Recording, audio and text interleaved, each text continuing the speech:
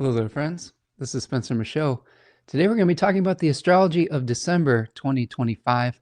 Hope that you're having a wonderful Friday afternoon out there. We're going to be doing a deep dive into the astrology of the next month ahead. We've got a lot to talk about. We've got lunations, lunar cycles, full moons, new moons, ingresses of planets into new signs.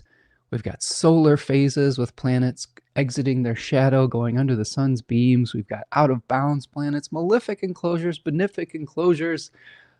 We've got it all. And we're going to break it down in detail for you. We're going to give you the big picture. We're going to zoom into the details, and hopefully we'll have a good time doing it. So if you are joining me here today, please let me know that you're joining me here in the chat, and hope that you're doing well wherever you're at. Sergey is here. What's up, Sergey? Says, hi, Spencer from Virginia. December is going to be interesting, but January even more so. Crazy lineup in Capricorn with 2 Kazimis and then Aquarius too.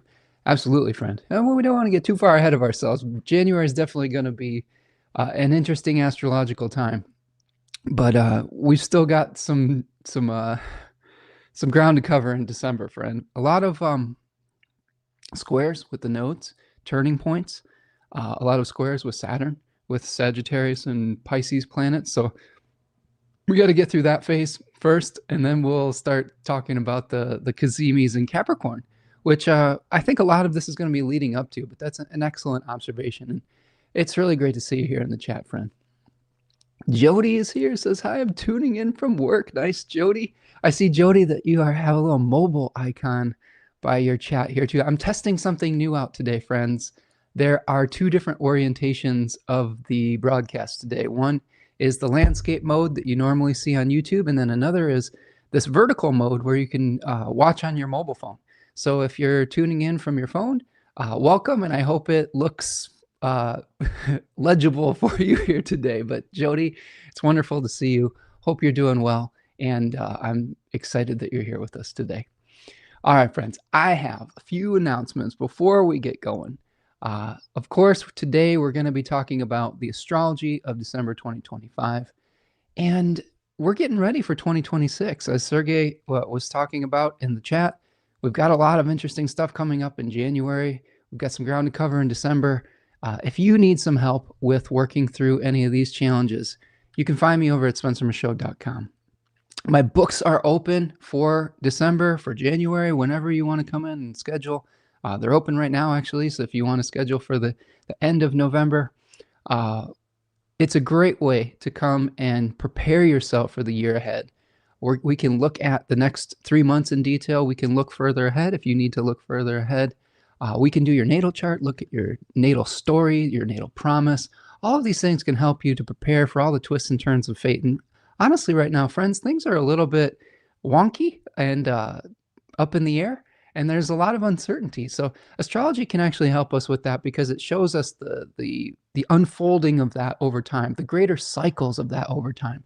And I think that one of the things that we're going through in December here is we have a lot of planets that are going through sort of the bottom of the wheel of fortune, but getting ready to ascend. And that's exciting. And being able to prepare for that and know which areas of life that might be most beneficial for you to put your energy into is something that astrology can help us with as well. So head on over to spencermichaud.com, sign up for a reading on the Book Now button, and I hope I will see you soon. Also, it is sale season, friends. We have a big sale coming up for Spencer Michaud Astrology, the digital store, as well as Third Coast Mojo. I have a number of recordings over on my website, spencermichaud.com, and they are all 50% off right now until December the 5th, until the full moon in Gemini, right? And there's all sorts of cool stuff there. I have probably over 60 to maybe 80 hours of webinar material in that store. You've got all the Decans webinars, which each of them are 3 to 4 hours long, where we go through all 36 Decans through 12 different webinars. Those webinars are just chock full of information. They talk about the relationship between tarot and astrology. They talk about the mythology associated with this, the daimons and spirits associated with each decan. We talk about planetary dignity, all of those things there. Just all of the knowledge I had up to that point dumped into those webinars. Those are 50% off. I have a series that I did with my beautiful partner, Tanya Andrews, Dignity and Devotion, where we broke down 7 traditional planets through those same lenses of mythology, through the lenses of astrological magic as well, and how to deal with a planet in your own chart if it is maybe troubled a little bit, like how we might be able to remediate it. There's a lot of planetary remediation in those webinars, so you can find that whole series 50% off. And then I have another one where I talk about specifically the relationship with the tarot and astrology and the symbols associated with that. So go to spencermichaud.com. I hope you'll take advantage of that. This is definitely the biggest sale that I'm going to do all year, and I hope that you will benefit from that information. Speaking of which, my beautiful partner, Tanya Andrews, if I could spit it out, has a store on an Etsy account, and it's called Third Coast Mojo. And she's having her big holiday sale right now, and all sorts of wonderful things. Astrologically elected materia in the hoodoo and conjure tradition, but also using traditional astrological magic elections. 25% off every item in the store right now. You can find all sorts of cool stuff. There is a new product that she just launched. It's called Peaceful Home, and it takes advantage of a wonderful Venus and Taurus election. Venus in its home sign, its home domicile. I've been wearing this a lot. We've been going through a lot of changes in our household with kind of shedding old skin and getting ready for new starts, and some of those things can be stressful. And by wearing this Peaceful Home, I think my partner and I have been going through this, and I think a way that is very holding space and holding grace for one another, and it's making that transition really smooth. So if you're having any challenges within your household and you want to create some peace and some calmness and some groundedness, this is a great product for that. So check that out over on Etsy, 25% off your entire order. All of these things make great gifts for the holidays too. So I hope that you'll support both of our businesses here and help us keep doing the work that we're doing, and then hopefully get some good stuff in your home, some good energy in your home, some good information into your brain and into your eyeballs. And yeah, thank you so much for supporting the work that we do. Okay. Also, subscribe to this newsletter. I have a newsletter that helps keep you up to date with when I'm going live, when new sales are happening, what's going on in the sky. You get to see all of the postings on YouTube. You get to see all of the different kind of new deals and classes that we have going on. Helps you stay up to date. And it's sort of taking some of the algorithmic randomness away from things. By signing up for the newsletter, you're having a direct line of communication with both Spencer Michaud Astrology and Third Coast Mojo. And sometimes you'll miss things if you're only signed up like on Instagram or YouTube, etc. But this is a great way to stay connected, and I hope that you'll take advantage of that. And then finally, today, if you want to support the work that I'm doing, you can purchase a super chat while I'm live on YouTube today, or a super thanks after the fact on YouTube, or you can go to buymeacoffee.com and become a patron on that website. That really helps us to keep the lights on here. It really buys us the gift of time, energy, and resources to be able to continue to do this work. As we move forward into the new year, lots of changes, and I think that both Tanya and I at Third Coast Mojo and Spencer Michaud Astrology we're gonna need support from viewers like you to keep doing this work as we've gone through some changes within the way that we do our lives, our businesses, etc. Lots of changes, and we're relying on your support to keep going. So thank you so much, everyone who has contributed over the years and is able to do so moving forward. Okay. All right, friends. Let's see. We got some more people tuning in. Let's see. Trauma Raised Me is here. It says, hi, Spencer, watching you from Central Illinois. Found you through your daughter. Oh, excellent. Venus is my main planet. Chinese fire rabbit. Well, welcome, friend. And thank you so much for joining us today. I'm so excited for everyone that's been joining through my daughter Sophie's TikTok and Instagram. You can find her over at Sag Moon Magic. We've got some really a nice influx of energy coming in from people that support her. So welcome today, and I hope that I will guide you on the path. Leanne is here. What's up, Leanne? Says, hey from the UK. Oh, I like that you are rhyming here, friend. Hope everyone is well. Hope you are well, friend. Thank you for joining us today. It's nice to see your face here in the chat. Ani is here. What's up? Ani says, joining from my travels in sunny Las Cruces, New Mexico. I hope I pronounced that correctly. Glamping and chilling. Ooh, that sounds like fun. I could use a glamp right now. Some glamour camping.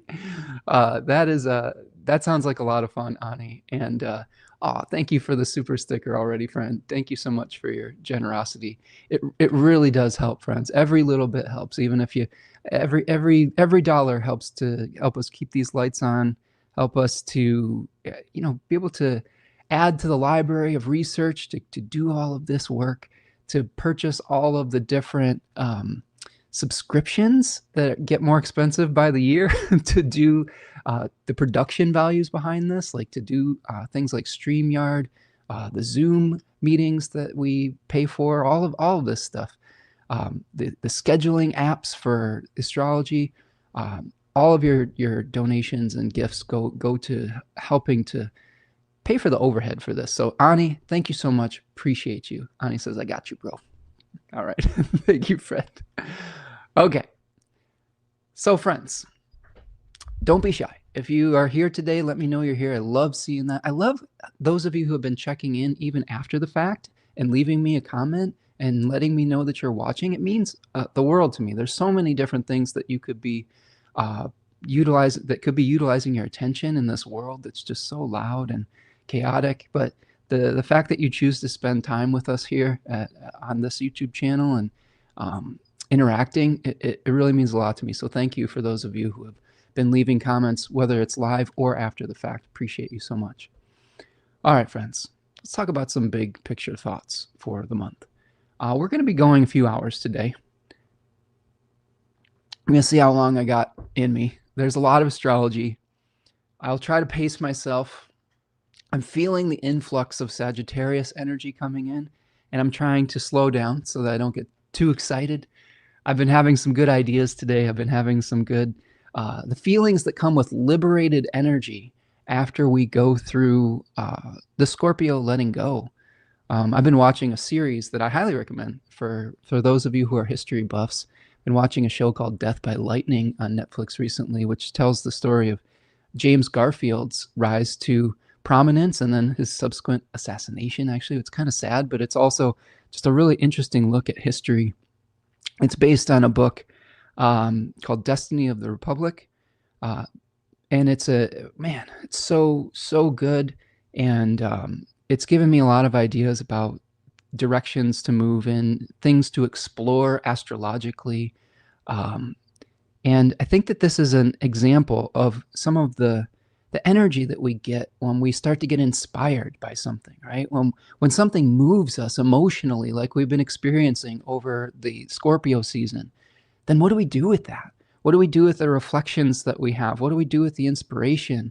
And I think that in December, we're going to be thinking about, where is this liberated spirit and energy going to be going? What's the new vehicle once we have let go of the old forms, composted the old things, when we start to dry out from some of these emotions that we've been feeling, the necessary emotions, the catharsis that I think the grand water trines have been giving us through November, we're going to start, I think, seeing the path forward, or at least being inspired to find the path forward, right?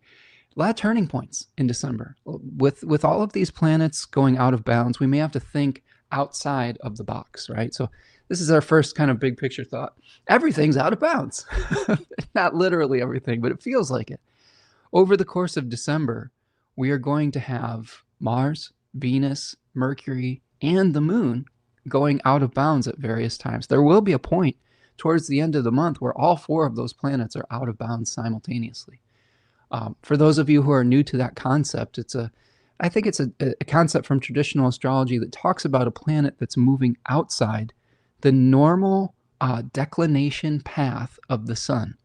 And just metaphorically, what that means is a planet is sort of acting as a maverick. It's acting outside of the normally socially acceptable way that it would act.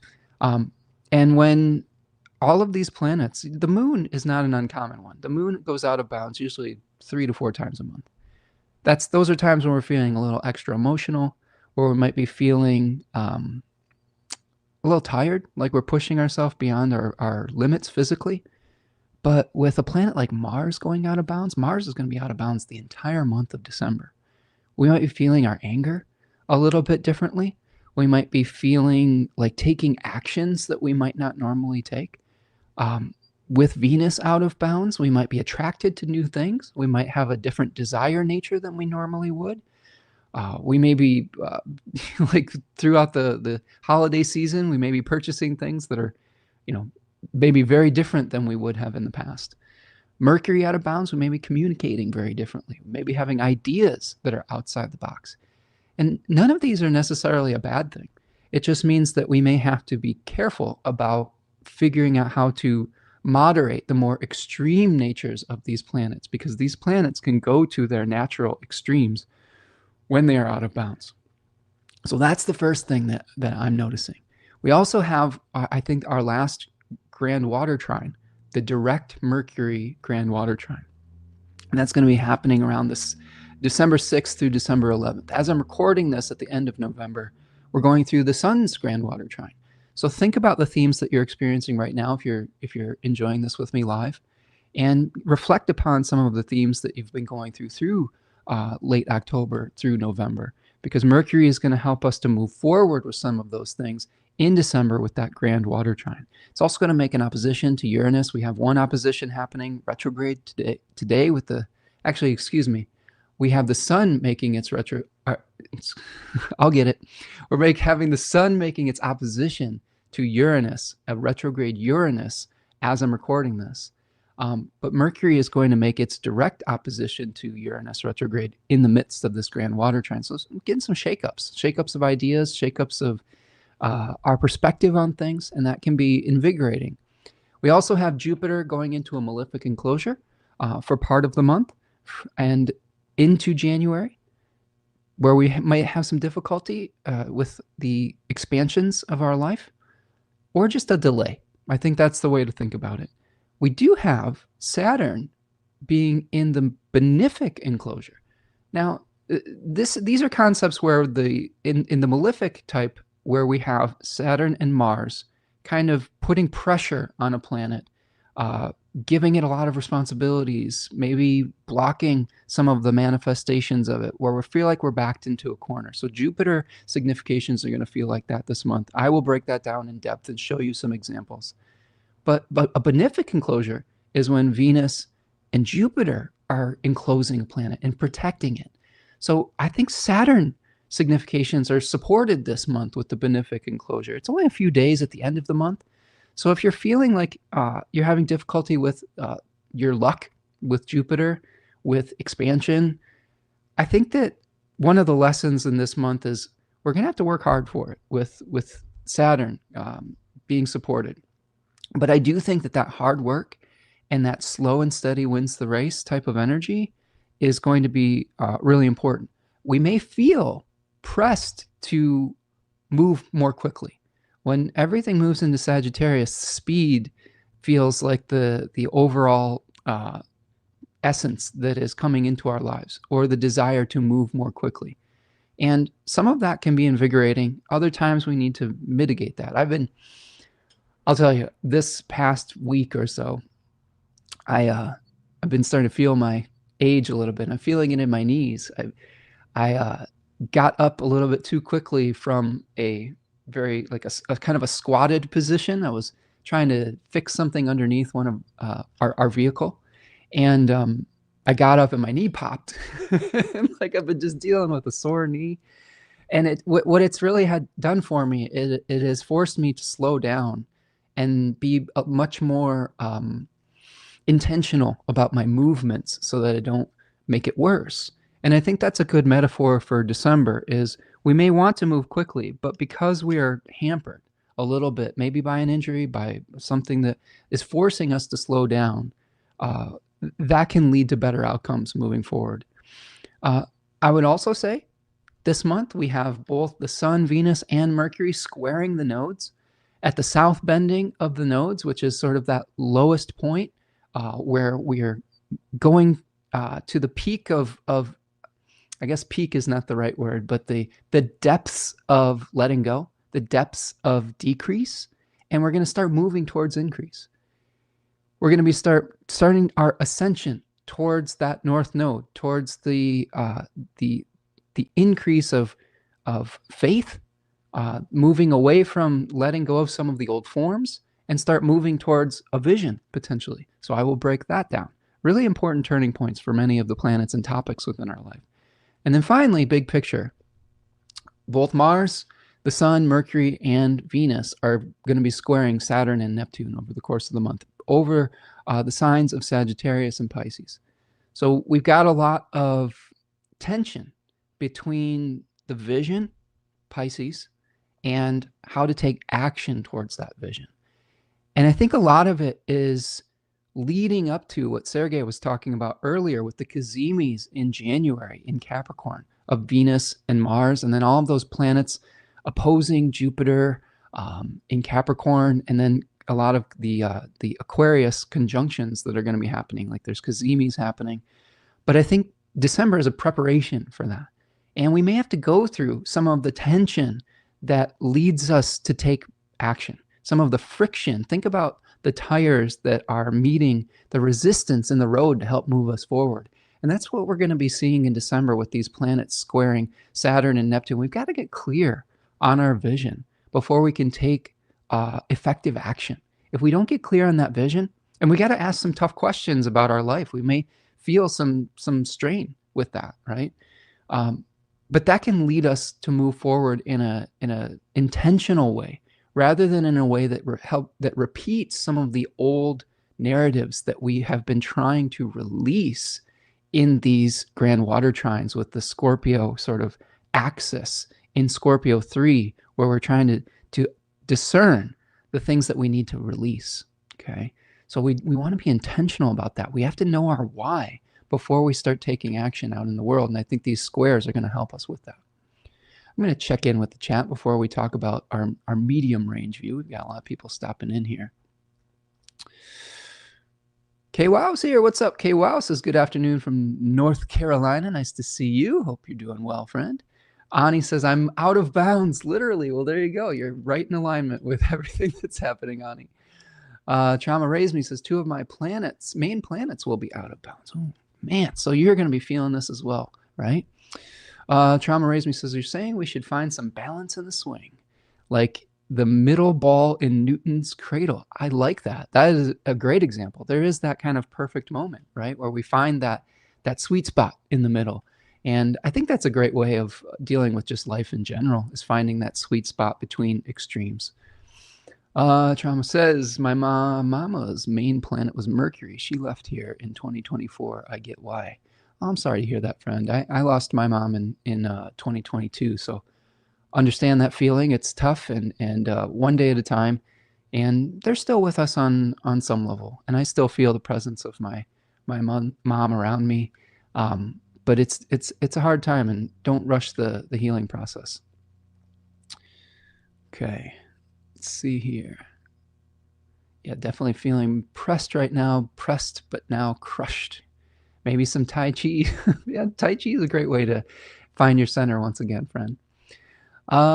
Devin's here. Selena's Gateway. Good afternoon, Spencer. Good afternoon, Devin. Hope you're doing well, my friend. Nice to see you here in the chat. Always enjoy hearing your take on things, friend. Ani says, let me see if I can find some YouTube channel for squat movements useful for camping too, not just protecting your knees. I could use that. Yeah, Qigong or Tai Chi might help. I've been doing a little bit of Tai Chi, but I probably could use a little bit more right now. I'm not in like pain every single moment of the day. I've just lost a little bit of range of motion, and getting up from a squat is becoming more painful. I'm not sure what I did. I hope it was just a sprain. I hope I didn't like tear any cartilage or anything like that. But I did feel like a little pop when I got up, and it wasn't good. Devin says, good afternoon, Spencer's neighbors. I love it. I love it, friends. Okay, thank you, Ani. I appreciate that. Okay, Venus and Scorpio for you, Trauma. So you're getting a Venus return right now. So we will we'll try to break it all down for you. Venus is going through some stuff this next month, so I will try to give you all the details and hopefully guide you and shepherd you through those changes gently. All right, friends. So we've talked about big picture thoughts. Let's talk about some of the medium range things. So we've got lunations that are happening. So the lunations for the month, I usually do the new, the full, and the quarter moons. There are more phases that you can look into, but these are ones that are turning points within the month.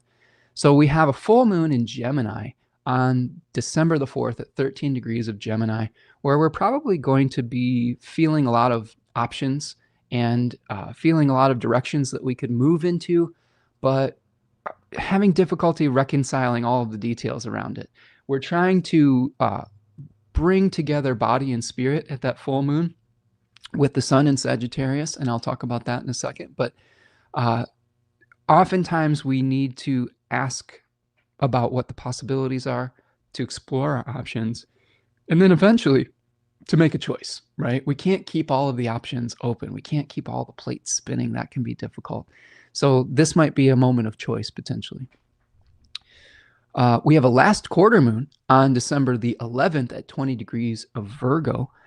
Last quarter moons are sort of these existential crises where we are starting to feel a need to release, right? When after we get to the full moon, the light starts to wane. It's releasing, the moon is releasing its light, and we have some sort of crisis point, crisis of consciousness usually. And this could be a feeling where the sun is in Sagittarius 3, the third decan of Sagittarius, where we are carrying heavy burdens, trying to get something to the finish line. And Virgo 3 is really all about what legacies are we going to pass on? How do we take this material process and bring it to an ending? So how do we find the spiritual strength necessary to bring a material process to its ending is probably going to be some of the themes we're exploring at that last quarter moon on December 11th. We have a new moon at 28 degrees of Sagittarius on the 19th of December. So a new start for carrying those 10 wands that we have in the 10 of wands. That's going to be an important thing moving forward.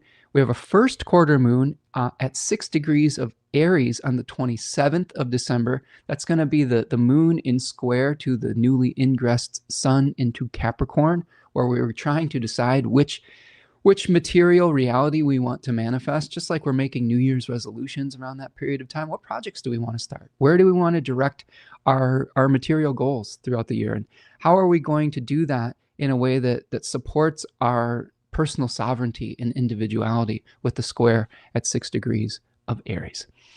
Ingresses this month, we have Mercury moving into Sagittarius on the 11th of December. So Mercury is going to be returning back to the area that it retrograded out of and then finally leaving its retrograde shadow. Mars is a big player in this month. Mars is going to be moving into its exaltation in Capricorn, a place that it really enjoys being, a place where it's very effective, a place where when we're taking actions, we can be very strategic about it, and we can have great endurance for carrying out the things that will lead to success, for climbing the mountain of success. So a really important time for Mars in December, moving into Capricorn, and then eventually coming into its cazimi, its renewal in the heart of the sun in January. The sun's going to move into Capricorn for our winter solstice in the northern hemisphere on the 21st of December, a return of the light. This is where we start seeing the daylight increasing. We're not quite to the equality of night and day yet. That happens at the equinoxes, but at the solstices, we have these changes, where in the summer solstice, the light starts to diminish, and at the winter solstice, the light starts to return. So maybe a return of hope. Even if we've been struggling lately, that Capricorn winter solstice can be a hopeful seed that we're planting for the year ahead. And then finally, on the 24th of December, Venus is going to be moving into Capricorn and preparing for her cazimi and renewal in the heart of the sun in January as well. So both Venus and Mars preparing in Capricorn to be reborn in the new year. And that is a very exciting thing for many of our topics in our life. And I will explain that when we go into our daily breakdown of the transits. Solar phases, these are relationships of planets either moving direct or retrograde, moving under the beams of the sun. I'll explain that in a second, or exiting the retrograde shadow. On the 10th of December, we have Neptune stationing direct at 29 degrees of Pisces and getting ready to ingress into Aries in the months ahead. So we're going to be having a big shift with an outer planet moving into a new sign, and eventually we're going to have Saturn moving into that sign of Aries and conjoining Neptune as well. We talked about that a lot on I was a guest on Melissa LaFara's Energetic Principles podcast.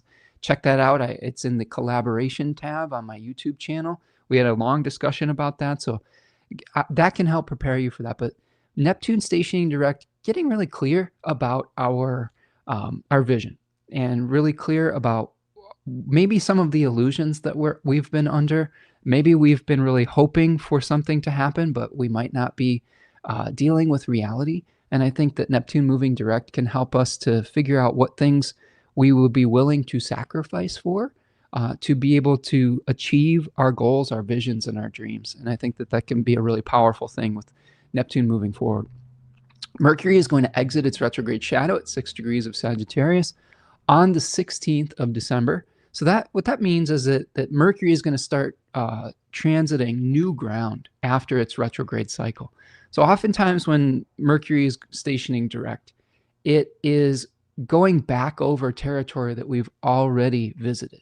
When it exits its retrograde shadow, then we're starting to see something new come along, new messages, new ideas, instead of just revisiting some of the old material that we've already gone through. So that's an important moment. On the 25th of December, Mercury will exit the beams of the sun. Oh, actually, excuse me. This is a very Mercury retrograde broadcast today. I think I'm going too fast. I need to slow down my brain a little bit. So appreciate your patience with me today. Mercury is going to go under the beams of the sun at 19 degrees of Sagittarius. So it's really actually fascinating because Mercury has done a lot of what ancient astrologers would call phasis movement. Phasis is when a planet is moving in and out of visibility. It's an omen that is speaking. And when Mercury is stationing direct, it's starting to speed up, and it's going to be going forward again and then coming back under the beams of the sun to be renewed in the heart of the sun in its direct superior conjunction rather than the inferior conjunction that we were experiencing yesterday at the new moon in Scorpio. So it's interesting to see that we have just Mercury making all these moments of phasis, right? All these renewals moving so quickly. So it could feel like ideas are just coming and we're trying to just contextualize all of them effectively so that they could get from our brain to our mouth, which sometimes can be a little clunky when we have too many thoughts racing in our minds, sort of like I do here today. Okay, the last thing that we have in our mid-range view is out-of-bounds planets and enclosures.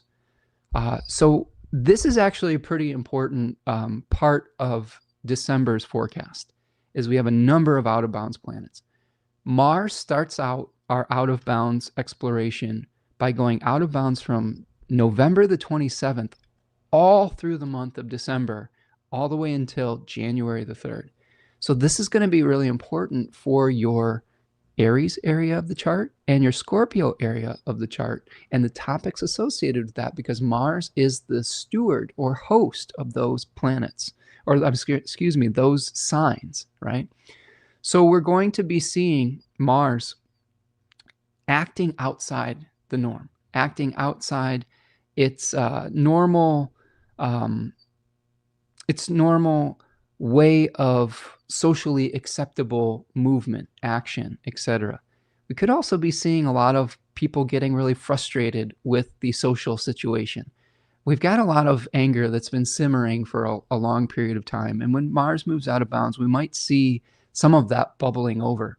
So that's another indication for us to try to utilize that energy productively. Okay, like there are lots of Orphic hymns, or there is an Orphic hymn to Mars that talks about turning that anger into plowshares, implements of the field, implements of productivity rather than conflict. And I think that that's a really good meditation for Mars out of bounds. Is it's not that we want to repress or ignore our anger, it's that we want to do something productive with it. How do we do something productive and effective with those feelings that are coming up that won't just lead to destruction, although there may be some things that do need to be dismantled so that we can move forward.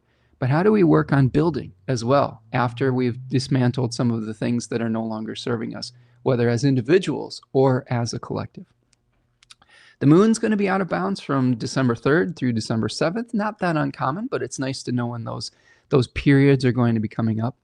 From the 15th of December to January 7th, Jupiter retrograde is going to be in malefic enclosure. And that basically, I explained that earlier in the show, but it basically means that Mars and Saturn are putting pressure on that planet and making it feel a little bit stuck.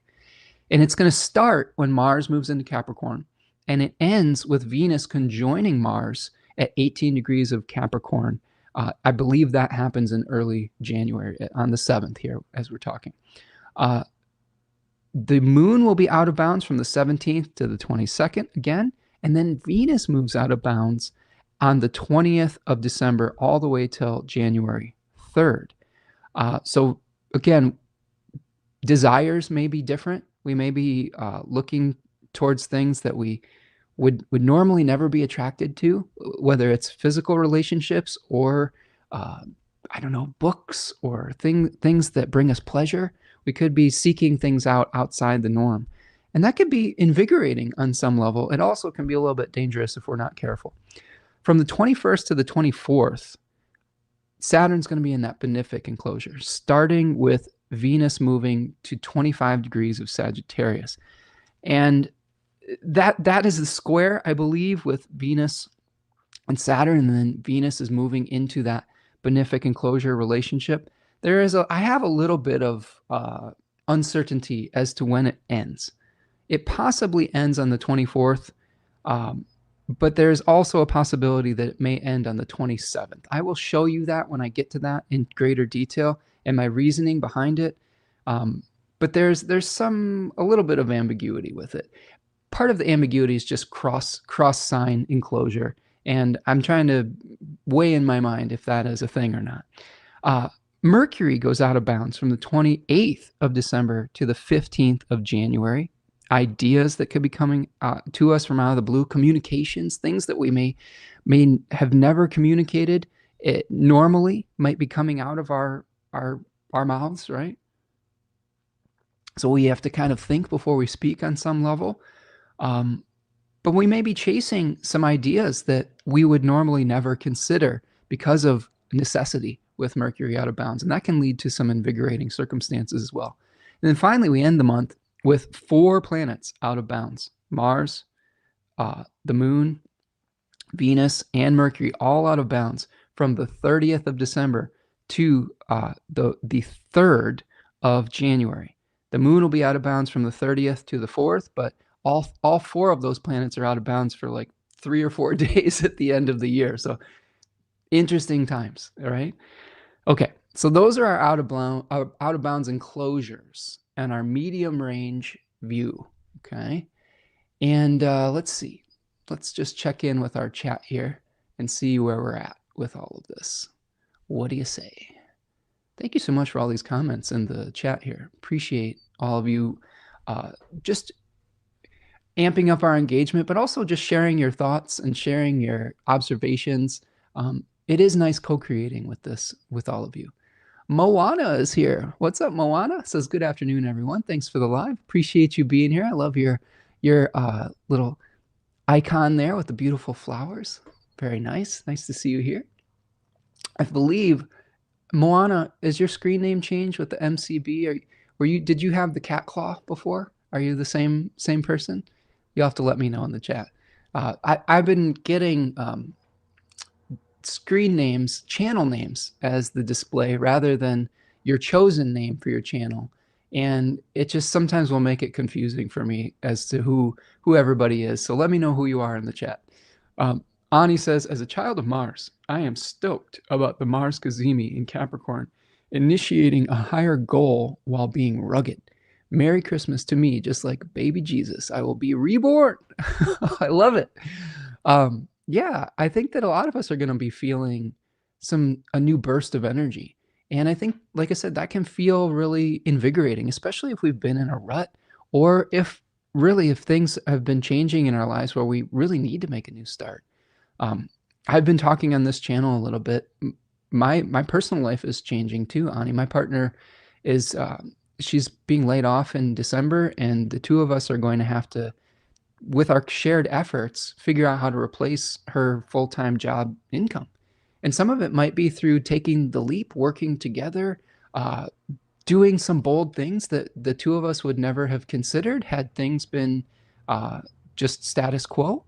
I'm just feeling this energy. I'm feeling the anxiety, but I'm also feeling the excitement of something new coming. Um, so I'm just trying to gently prepare all of you here for maybe some potential changes. Hopefully there'll be positive changes. Hopefully I'll be able to offer even more value for all of you here. And but I feel that rebirth coming. And I think that the thing I'm trying to work through the most with this is the patience with the process, and to go through the letting go and the shedding of the skin first before rushing into the new thing.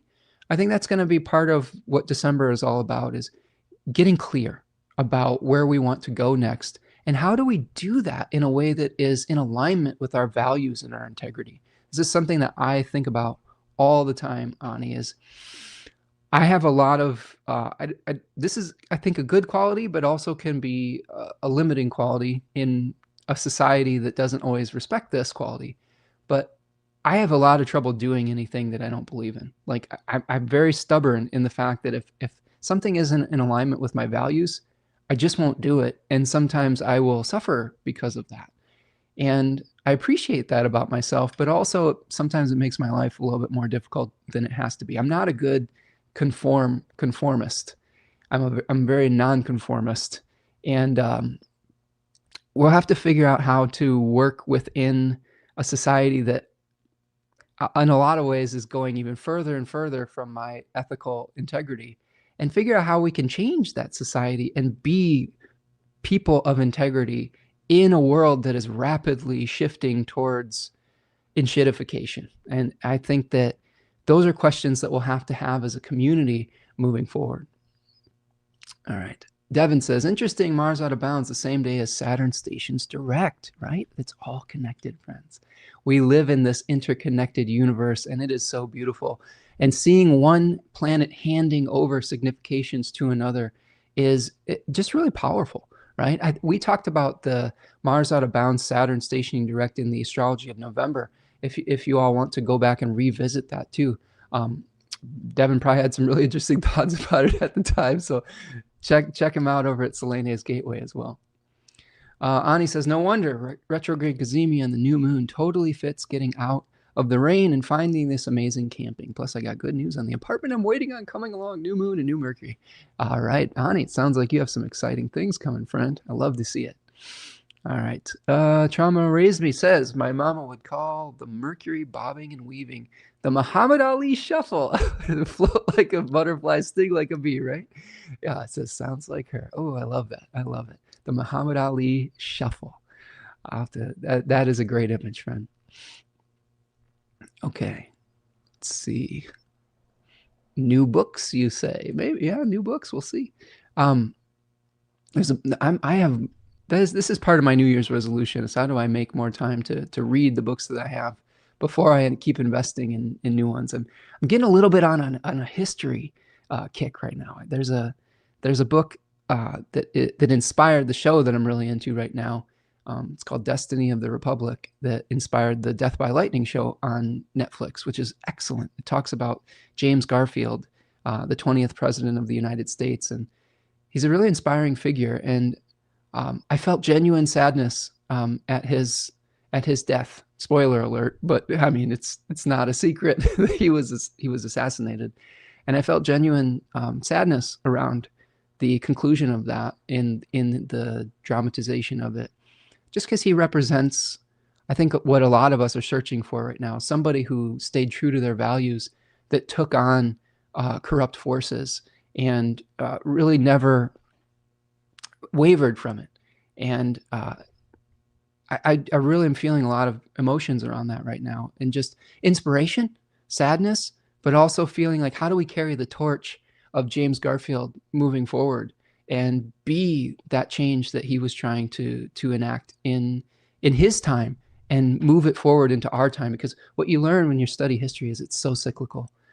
We're dealing with really similar issues that we were dealing with in the late 1800s over 100 years later. And how do we become his legacy, or the legacy of something like that, some inspiration of that nature? So check out Destiny of the Republic. Just check out Death by Lightning on Netflix. It stars Michael Shannon and Nick Offerman, who I'm a big fan of. He writes some great books about history as well that are really funny, but also very informative. Oh, friends. New Moon Inner Healing is here. Says good afternoon from Eastern Canada. Nice to see you, friend. Hope you're doing well over there, north of the border. Love when our Canadian friends stop by. My grandmother was born in London, Ontario, so I have a special place in my heart for all of our Canadian friends stopping in. Ani says, cross sign and closure. Been considering this. I learned somewhere that it was a no, but it makes sense since no prohibition may be applicable. Yeah, an interesting thing to explore, right? When we get into the fine details of an ancient technique that we can't necessarily just ask the ancient astrologers, is this right or not? We have to discern it from the very limited material that we have and then test it out in theory, right? Trauma Raised Me says AI has been changing names. Yeah, yes. Don't get me started, Trauma Raised Me, on my AI rants. I'm very negative towards AI right now. So if you get me started on AI doing stuff, I would probably get up on my soapbox, and I'll try to avoid the worst of that today. But yeah. He says, you got this, Spencer, and your partner. Thank you for the encouragement. Appreciate you. Part of the AI is, a lot of AI is coming and threatening a lot of people's jobs. And this is something that happened to me and my partner. Is I think part of the layoff was due to AI taking over some of the skills that she had, and people in her organization utilizing AI to replace her. So this is part of the reason I've been sort of on a series of rants about it. It's starting to affect me very personally, and not that I don't get fired up about things that don't affect me, but when it starts to hit home, it just raises emotions in a more intense way than it might otherwise. So if you all have been studying the challenges of AI replacing the labor force, its environmental impacts, and its stealing from artists and musicians and creators, keep doing that research and keep asking those questions, because it is having real world impacts on people, which is me and my partner and other people. Moana says, good eyes. This one is my other account, and thanks for the sweet words. Yeah, I thought I saw a little thing in there, but I just appreciate you joining us from whatever account that you're joining here. Paintings by Mare is here. What's up, Mare? Says, painting a new series of birds while listening today. My Sag rising is excited for the season of lights. I love that, Mare. I love that you're painting while listening to the astrology. I've been feeling some creative juices starting to flow. I picked up my guitar the other day. This will date me, but I was listening to Pandora, which is a kind of a Gen X millennial type of thing. And I heard a Roxette song. You guys remember Roxette? And I was like, I should learn that on the guitar. I like that song. And I played a Roxette song. And I sort of miss writing. A lot of the songs that I was writing in the past were kind of historical nonfiction. I wrote a song about a man who tightrope walked across the Twin Towers in 1977. I wrote about Gandhi. I wrote about a Vietnam vet that I met down the street. I wrote about a woman who used to take photographs in Chicago, whose rolls of film were found at an auction. Her name was Vivian Meyer. And I'm just thinking about maybe re-engaging with some of those things. So it's always encouraging to see all of your creative projects that you're all working on. It makes me inspired to continue to engage with my own. So keep sharing with me all of the things that you're working on, friends.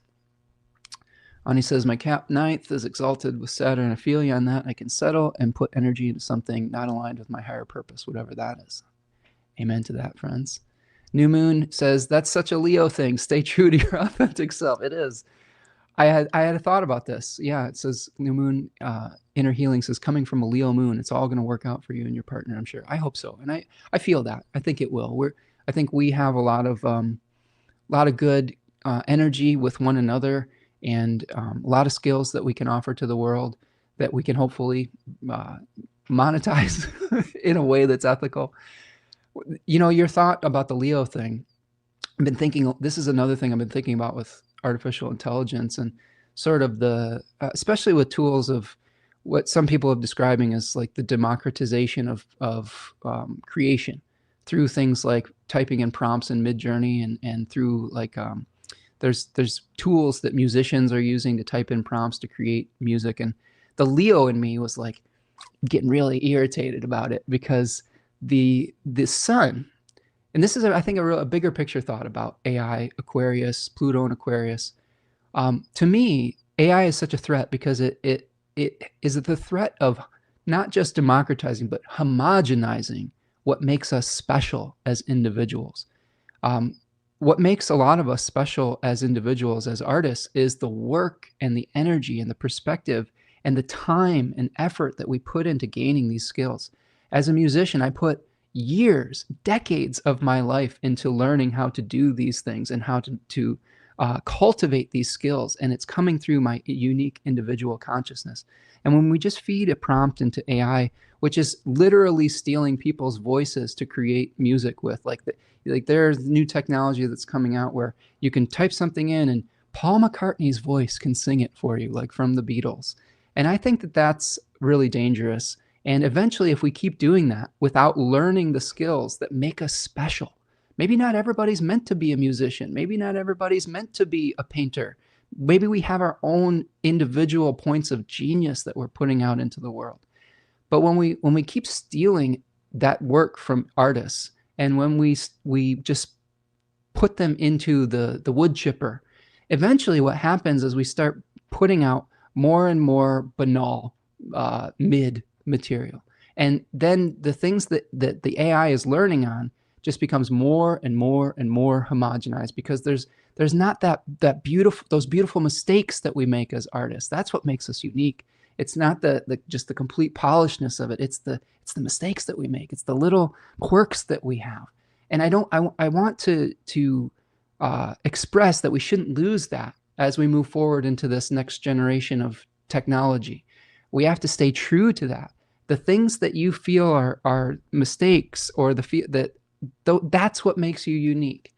The little paintbrush slip, the little bend in a note, all of those things are irreplaceable as individuals. So how do we maintain our individuality when the technology is just completely stripping us of that in real time? So these are things that I'm thinking about for sure. Yes. Ani says we cannot settle. Sorry, absolutely. Taku is here. Says, hello, Spencer. Nice to see you this evening. Greetings from Germany. Nice to see you, Taku. Hope everything's going well your way. Over across the pond. Always love to see our international friends joining us here. Trauma Raise Me says, history repeats and also rhymes sometimes. I absolutely agree with you on that, friend. It definitely does. Devin says, just started Ken Burns' American Revolution. Ooh, I want to see that. It's been good for Mercury in Scorpio. I like Ken Burns.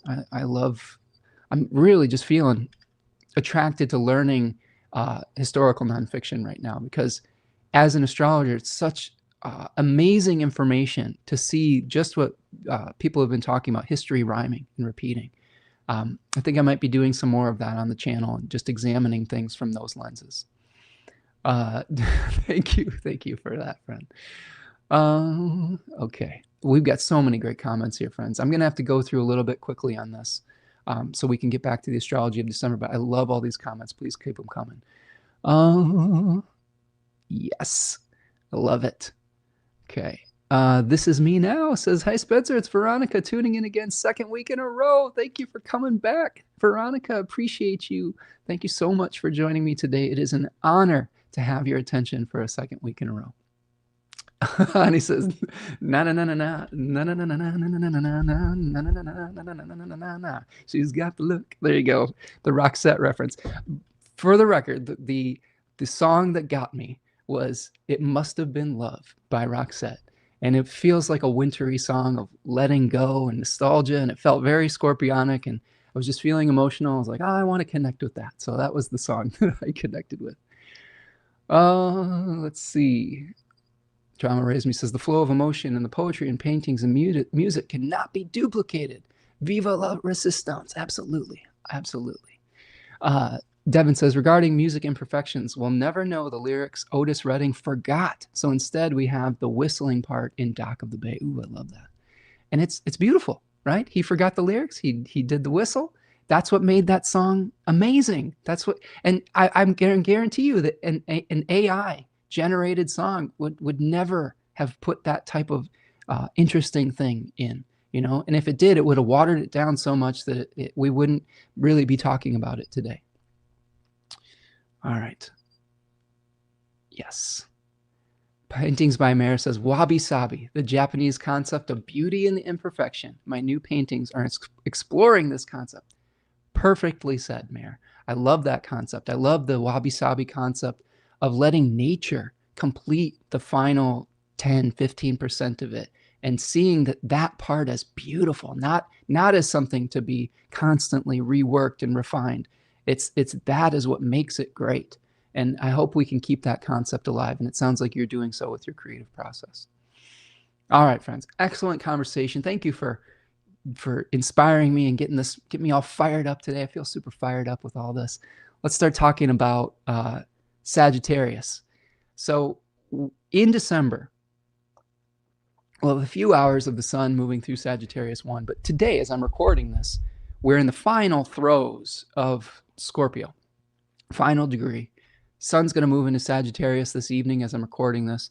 We're going to have a whole 10-day period at the end of November with the sun in Sagittarius 1. I broke that down in great detail in the Astrology of November, so please go check that out.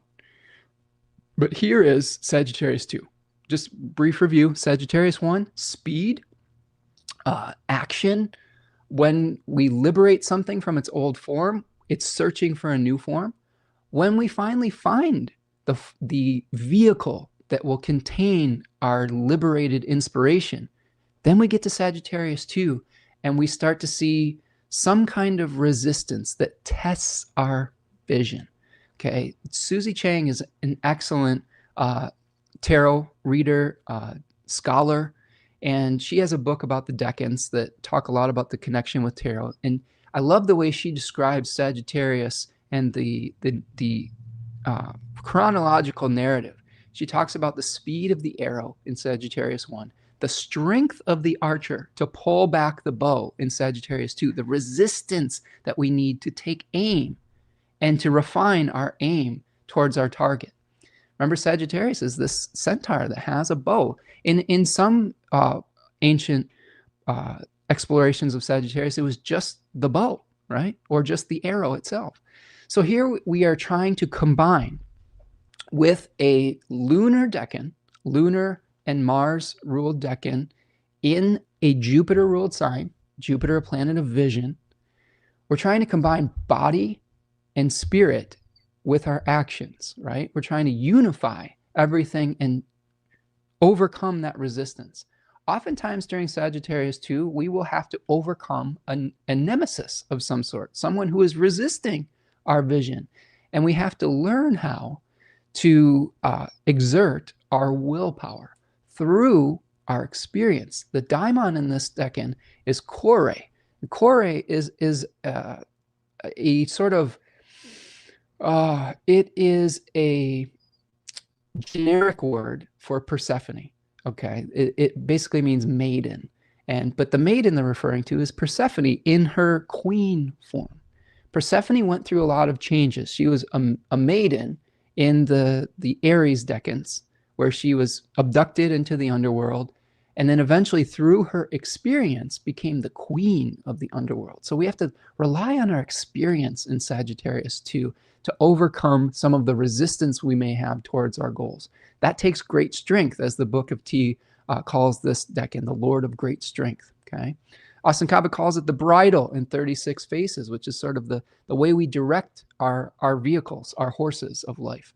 We've got really powerful fixed stars in this decan. Antares is a royal fixed star of Persia that talks about obsession and passion towards the goal. So we have to be careful about getting too obsessed with something. Ras Al Gethi is in the constellation related to Hercules, the kneeling one. So finding humility within this process is very important as well. Hercules is a figure in myth that learns through experience. He learns humility through experience. So that might be part of what we're going through here. So this is December 1st through December 11th. Now, the first thing that we see with this, and we will bring, where did it go here? I'm going to share my screen for you. And you'll get to kind of take a look at what's going on astrologically. So what we have here is we're going to start just talking about that Mars out of bounds. We talked about this a little bit in our big picture of thoughts and in our medium range view. So we won't belabor the point here, or I'm going to be here for 4.5 hours.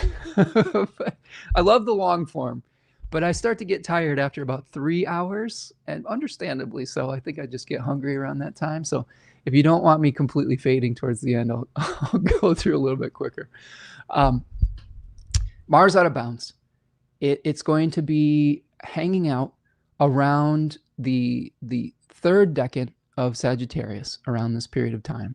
So a lot of our energy around this period is going to be directed towards in the first half of the month. Okay, so we've got two different segments of this. First half of the month, Mars is moving through Sagittarius 3. And as we will see later in the broadcast, Sagittarius 3 is associated with the 10 of Wands. And that feels like we're carrying a great weight trying to get to the finish line. It is the end of the solar year, where we see at the winter solstice the return of the light, the return of the increase of the daylight. So with Mars out of bounds here, I think a lot of our actions are going to be directed towards how do we just get to the end of this? How do we get to the finish line with this? I know just sharing some of my own experiences in life and that of my partner, I hope it's instructional. I hope it's helping to contextualize some of this. But what I see with this in my own life right now is I've been talking about some changes in how my family's work has been going with my partner, having to go through a job transition.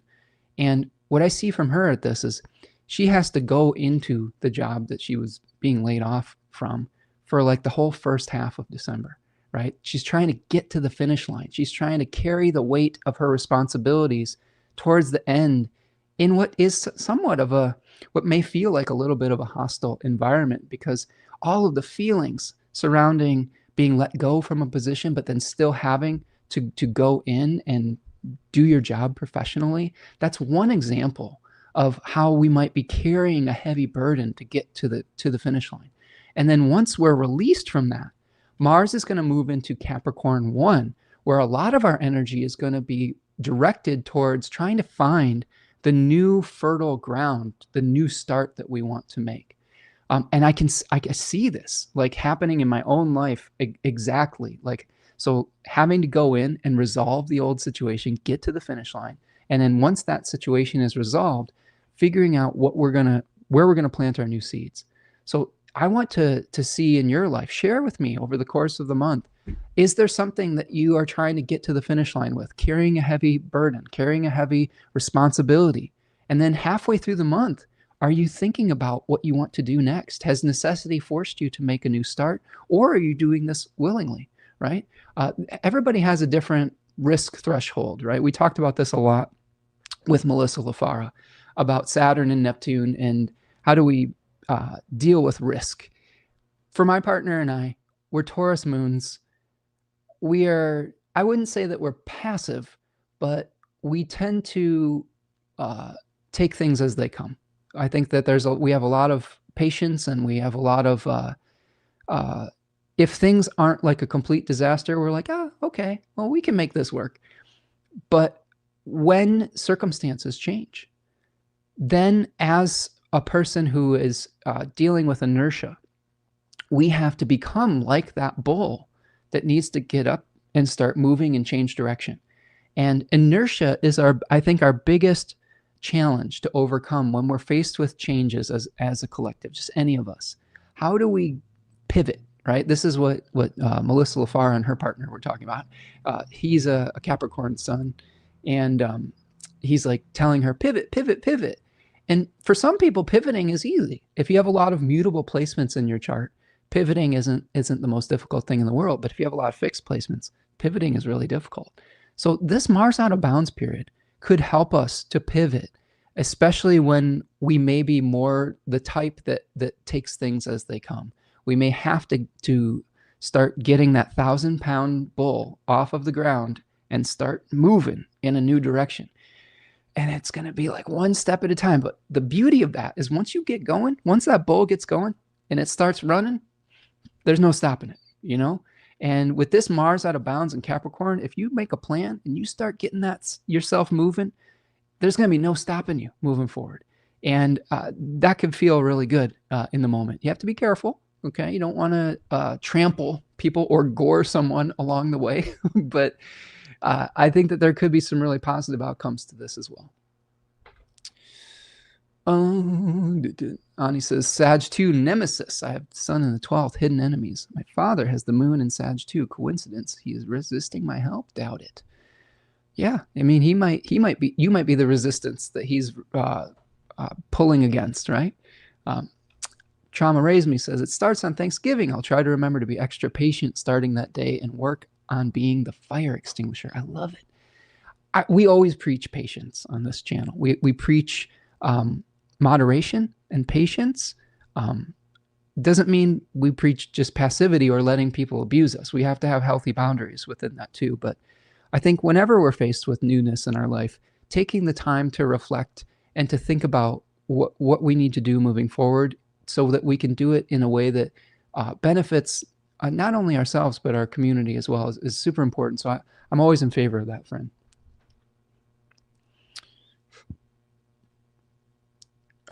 Trauma says, kind of like Exorcist 2, if you haven't seen that. James Earl Jones plays the village chief priest who does battle with the demon. He talks of the locusts who are born to resist the brushing. There you go. Brushing of the wings. There you go.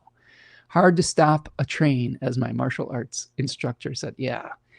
Yeah. And here's a shameless plug for Third Coast Mojo. Tanya has a bunch of Mars and Capricorn materia. I'm wearing a lot of it today, like to power me through a longer form astrological live stream. But man, when you are getting Mars and Capricorn energy, you do feel unstoppable. You feel like, okay, I've got to get this done. I'm not going to take no for an answer. I'm going to cut through any obstacles. I'm going to overcome any blockages. It is hard to stop us when we have a really powerful Mars. Yeah. Working on healthy boundaries, friend. Yep. It's not easy. Sometimes what was the right answer becomes the wrong one, and doesn't mean that the previous answer was wrong. And sometimes what was the right answer in the past becomes inappropriate for the situation. So staying flexible in our lives is really important. All right. So that's our Mars out of bounds. And as we move forward, I'm going to just move forward here. We're going to move towards a full moon, okay, in Gemini. And I'm going to do an entire live stream on this coming up in the weeks ahead. But our full moon in Gemini is going to be on the 4th of December at 13 degrees of Gemini.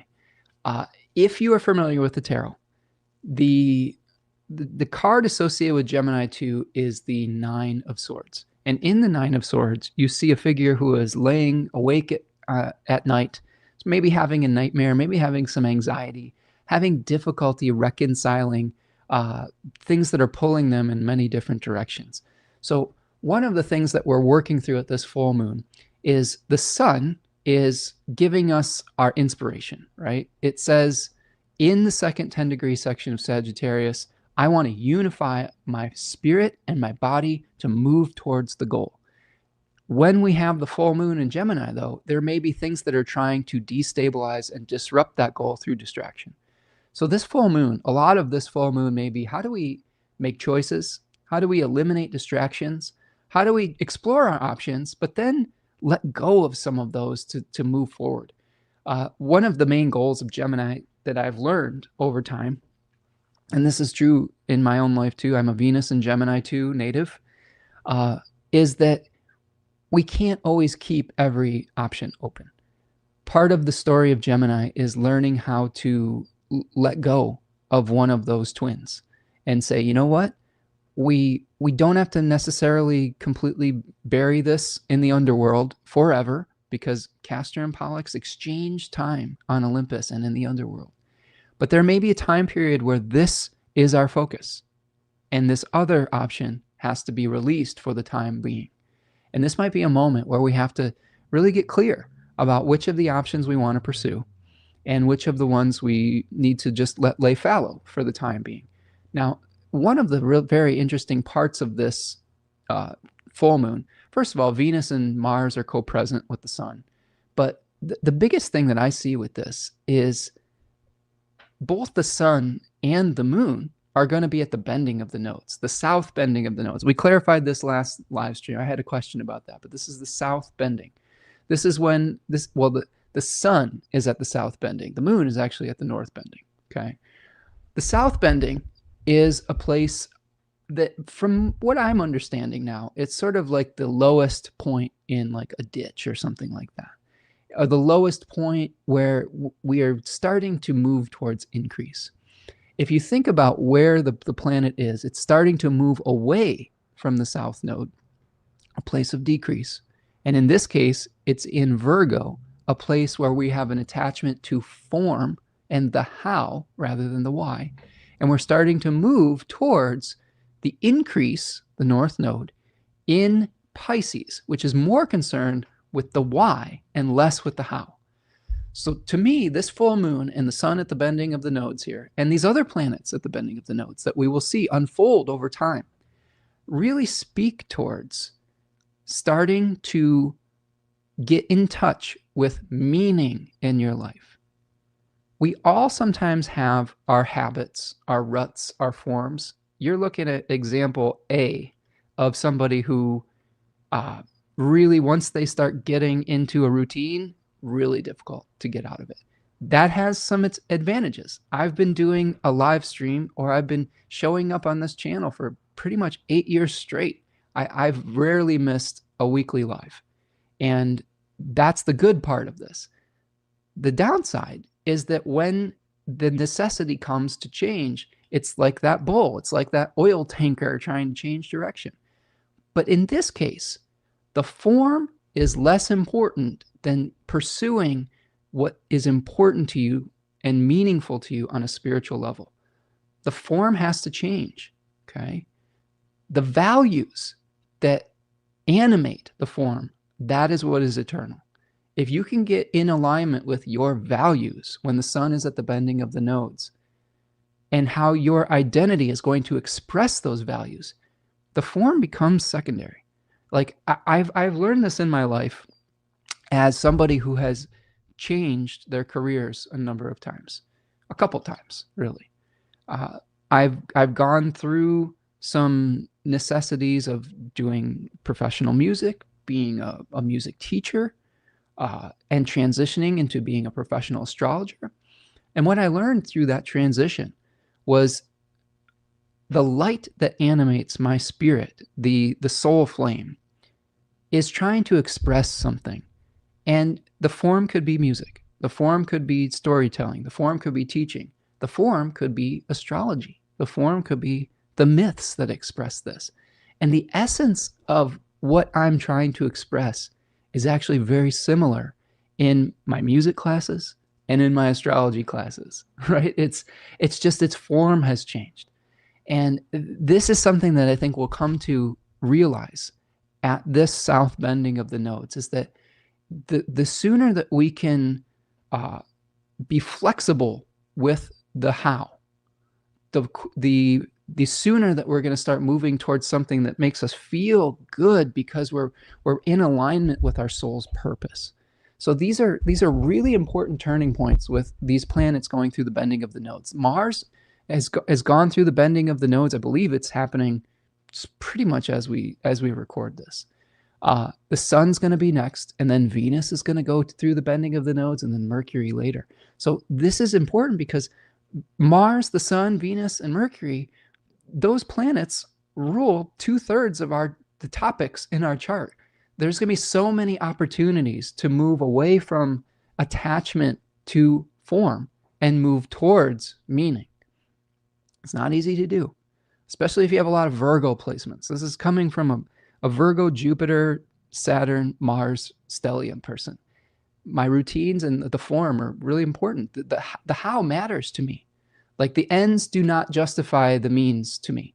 Like if something is, if I'm trying to move towards a goal, how I get there is equally as important as where I'm going. This is going to challenge people who have that type of mindset. You may have to get more in alignment with the end goal, the purpose, and be flexible with the how, right? And really, the reason for that is multifaceted. But what I'm observing, our world is changing so quickly.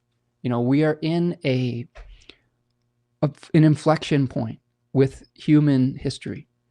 And I know I've been really down on artificial intelligence, but I understand that it's probably not going anywhere. But I think it's a really important moment for humanity as far as the choices that we're making as to whether we're going to unfold that technology in a benevolent way or in a way that is completely destructive to our livelihoods, our environment, and our creativity. So getting into alignment with your beliefs and what is important to you is going to be the first stage in manifestation. This is what we learn in Pisces, is that the first stage towards creation is being able to visualize it, having a vision, having a dream. And if you can do that, it's so much easier to make it real, right? If you don't know where you're going and you don't know what you believe in, what you create is going to be chaotic. It's not going to be an accurate representation of the vision, because the vision is hazy, confused, etc. So utilize this full moon and all of these bending of the nodes, planets at the south bending to get clear on your vision. That's going to start leading to the, let's see, I'm going to go back to the chart here, go forward a day. And here we have December the 6th, okay, where we start to see the realizations that come up, like the choices in front of us, the connection with purpose rather than just form. And as we start to unfold, Mercury is going to go through its last grand water trine, okay? And in the series, all these planets that are moving through the bending of the nodes, they've gone through the grand water trine purification ritual. It's been really emotional. I don't know about any of you, but there's been a lot of tears falling. There's been a lot of emotions that have come up, a lot of grief and sadness of trying to let go of the old forms that aren't serving us anymore, or that just can't possibly because of the changes and circumstance. And this is our final opportunity to like tie up loose ends, to think about, okay, this is in the past. This moment is gone. This moment has ended. We need to make sure that we are wrapping it up and not glamorizing that past. This is something that when I was looking into the James Garfield story with Death by Lightning, he was a Scorpio 3 Mercury and Sun, and I thought that was just fascinating that his chart was being lit up. I see this all the time with historical figures, actors, etc. Their charts being lit up, and then they come to prominence even after death. So a lot of this is trying to move towards an acceptance of reality, an acceptance of what is changing, rather than trying to hang on too tightly to the old form that has proven that it is not going to sustain us moving forward. The way to survive, the way that humanity has survived over centuries, millennium, is its ability to adapt. And the people that don't adapt to the changing circumstances are the ones that get left behind, and that, quite frankly, probably have a greater suffering. Now, that doesn't mean that when we're adapting that we need to completely let go of our values. There is a way to adapt and to initiate an adaptation that is ethical. But those are questions that we're going to have to ask moving forward, is how can you stay in alignment with your values and adapt to a changing world so that you can survive those changes? So that's going to be from the 6th through the 11th, that grand water trine. Mercury is going to make trines to Saturn, to Jupiter, and to Neptune through all of those throughout that period of time. And really, there's another part of that grand water trine that's happening simultaneously. It's not really a part of the grand water trine. It's just happening in the midst of it. And that is on December the 8th, we have Mars squaring Saturn. This is a pretty big aspect for the month, one of the bigger ones. These are two planets that are sort of these outer, I don't know if the outer is the right word, but they are slower moving planets, traditional planets. And when Mars is squaring Saturn, we often have this feeling of one foot on the gas, one foot on the brake. And this is an aspect that can be very frustrating. So Mars in Sagittarius 3, carrying the 10 wands to the finish line, trying to do the last mile of a marathon. Barn eager is a word I like for Sagittarius 3, where we are starting to recognize home and the release from the burdens, and we get this burst of energy. So we may be getting this burst of energy to finish something, but Saturn comes along and is blocking us a little bit. Think about it like this. This is just an image that came to me. Let's say that we're on a long journey and we can see our home in the distance, but we have a large body of water that it comes up as an obstacle, like either a large lake, a river, something like that, that we have to cross, and we have to get pretty wet, right? Like think about a rushing river that's blocking our path. And that river is going to be these emotional sacrifices that we're going to have to make to get there. Sagittarius 3 talks about physical sacrifices, spiritual sacrifices. I think Pisces 3 talks about the emotional ones. And what are we willing to sacrifice emotionally to get to the finish line? And when these two planets are squaring off, not only are we going to be pushed to the limits of our physical capabilities, but we're probably going to be pushed towards our emotional limits too. So that's a really long-winded way of saying practice extra self-care around this time. Know that you're probably going to be compelled to keep going, because there is a spirit in Sagittarius 3 called a Nanke, which is the force that compels the earth to spin on its axis. So you may be compelled to keep going, but you're going to be like, probably this is kind of like I know I have to keep going, but it's so hard. Like it's that kind of vibe, right? With Mars squared Saturn in these two signs. And the other thing that I find with Sagittarius and Pisces squares is external journeying versus internal journeying. What narratives are inspiring us to keep going? I would say a lot of the Pisces action is coming to terms with our own personal narratives and mythologies. So we may have to be realistic and start to wake up from some of the illusions that we had about how our life was supposed to turn out. To get to a finish line, to get to a new start, sometimes you have to let go of an old dream. Maybe that's the river that we have to cross. Maybe it's not just a physical, emotional thing. Maybe it's, hey, if we want to get to that new start, our beliefs have to change. It's painful sometimes when we have to let go of a dream. I mean, look at, I'm going to keep referring back to this show I just watched because it was so powerful. In Death by Lightning, James Garfield represented a very progressive political movement to eliminate corruption in American politics. And we know what happens to folks like that often, which is really unfortunate. But with him, a lot of that dream was killed or was delayed and had to find a new form. And that often can happen when we lose the driving force behind something. And in our own lives, we have to examine which narratives are we holding on to so tightly that we have to start making adjustments. Sometimes we have physical limitations that cause us to change our dreams. I'm experiencing this with a minor, which I hope is minor knee injury. Sometimes I want to just move through my world quickly. I want to be able to have all this flexibility, do this movement. I have furniture that's intentionally on the floor so that I get up off the floor and maintain my flexibility. But I'm having to be a little bit slower, more intentional, because I kind of popped my knee a little bit. And as we age, as our life circumstances change, we sometimes have to adjust our expectations. And this might be a moment of adjustment of expectations to come into alignment with the reality that we're living in now.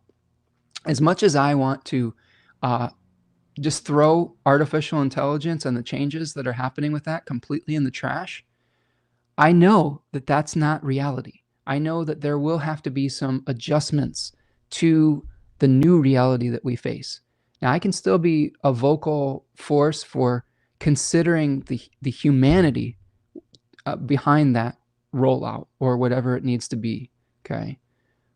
But if I'm completely just saying, nope, I don't want to accept that at all, that might not be realistic. These are things that we have to come to terms with. Now, there may be some people out there that are attached to the Luddite type of experience, and I mean that in all the positive ways.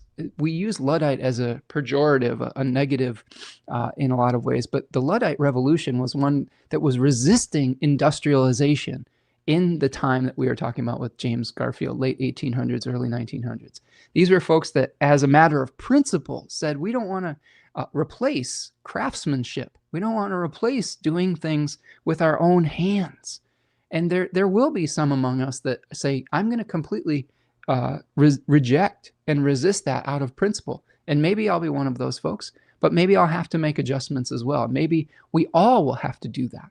Maybe we all will have to think about how to make adjustments in real time to the changes that are presented to us. All right, a lot of chats coming in here. I'm sorry if I don't get to all of them. These are such great thoughts and reflections, friends. Ani says, Van Gogh's zodiacal releasing shows the timing of his fame after death. We often see this with artists and actors and all of these and historical figures for sure. Let's see. Ani says, my dad is a Cap Sun. You can't make this up. Astrologer, good. Appreciate that. Trauma says, Saturn be cock blocking. I mean, Saturn is the ultimate cock blocker for sure. So you're not wrong on that, friend. And honestly, Mars is sort of the astrological cock. So this is really, that's a good metaphor there, friend. Yeah, regarding the Mars square. Yes. Heather Johnson is here. Nice to see you, Heather. Cap rising, Aquarius moon. Leo sun says, shoot me now, I rebuke.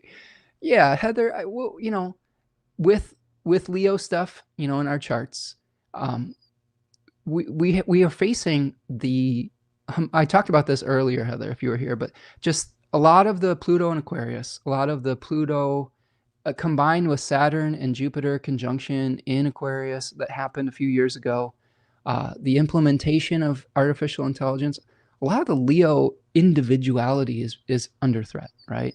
And that is something that, on one hand, the democratization of tools is not necessarily a bad thing. Like more people being able to be creative doesn't have to be a bad thing. But how do we do that in a way that helps us to maintain our individuality and humanity, especially when we want to, society wants to force us into this homogenized type of experience. It is something to really consider. Yes, Heather says, I rebuke. Many of us will. Let's see. Okay, yeah, I hear you. My goodness, friends. You got a lot of these placements are affecting people in an individual way. Trauma says, maybe a good collagen supplement could help you. I have to start taking my collagen again. I was taking that in my shake for a while, and then I stopped because I switched my breakfast routine. I do take MSM, which is a sulfur compound that's supposed to be really good for your joints, but that's a good tip. Maybe I will have to do that. Trauma says, my granny was a Capricorn and said she could be, I'm a mean granny. That's just how I am. Sometimes Capricorns are just telling you how it is, right? And we need that in life sometimes too, right? Perfect metaphor, Ani says, right? Yes, the cock blocker. Ani says, Saturn always be cock blocking me. P.S. My nickname used to be Big Ball. It's funny. Oh, man. Okay.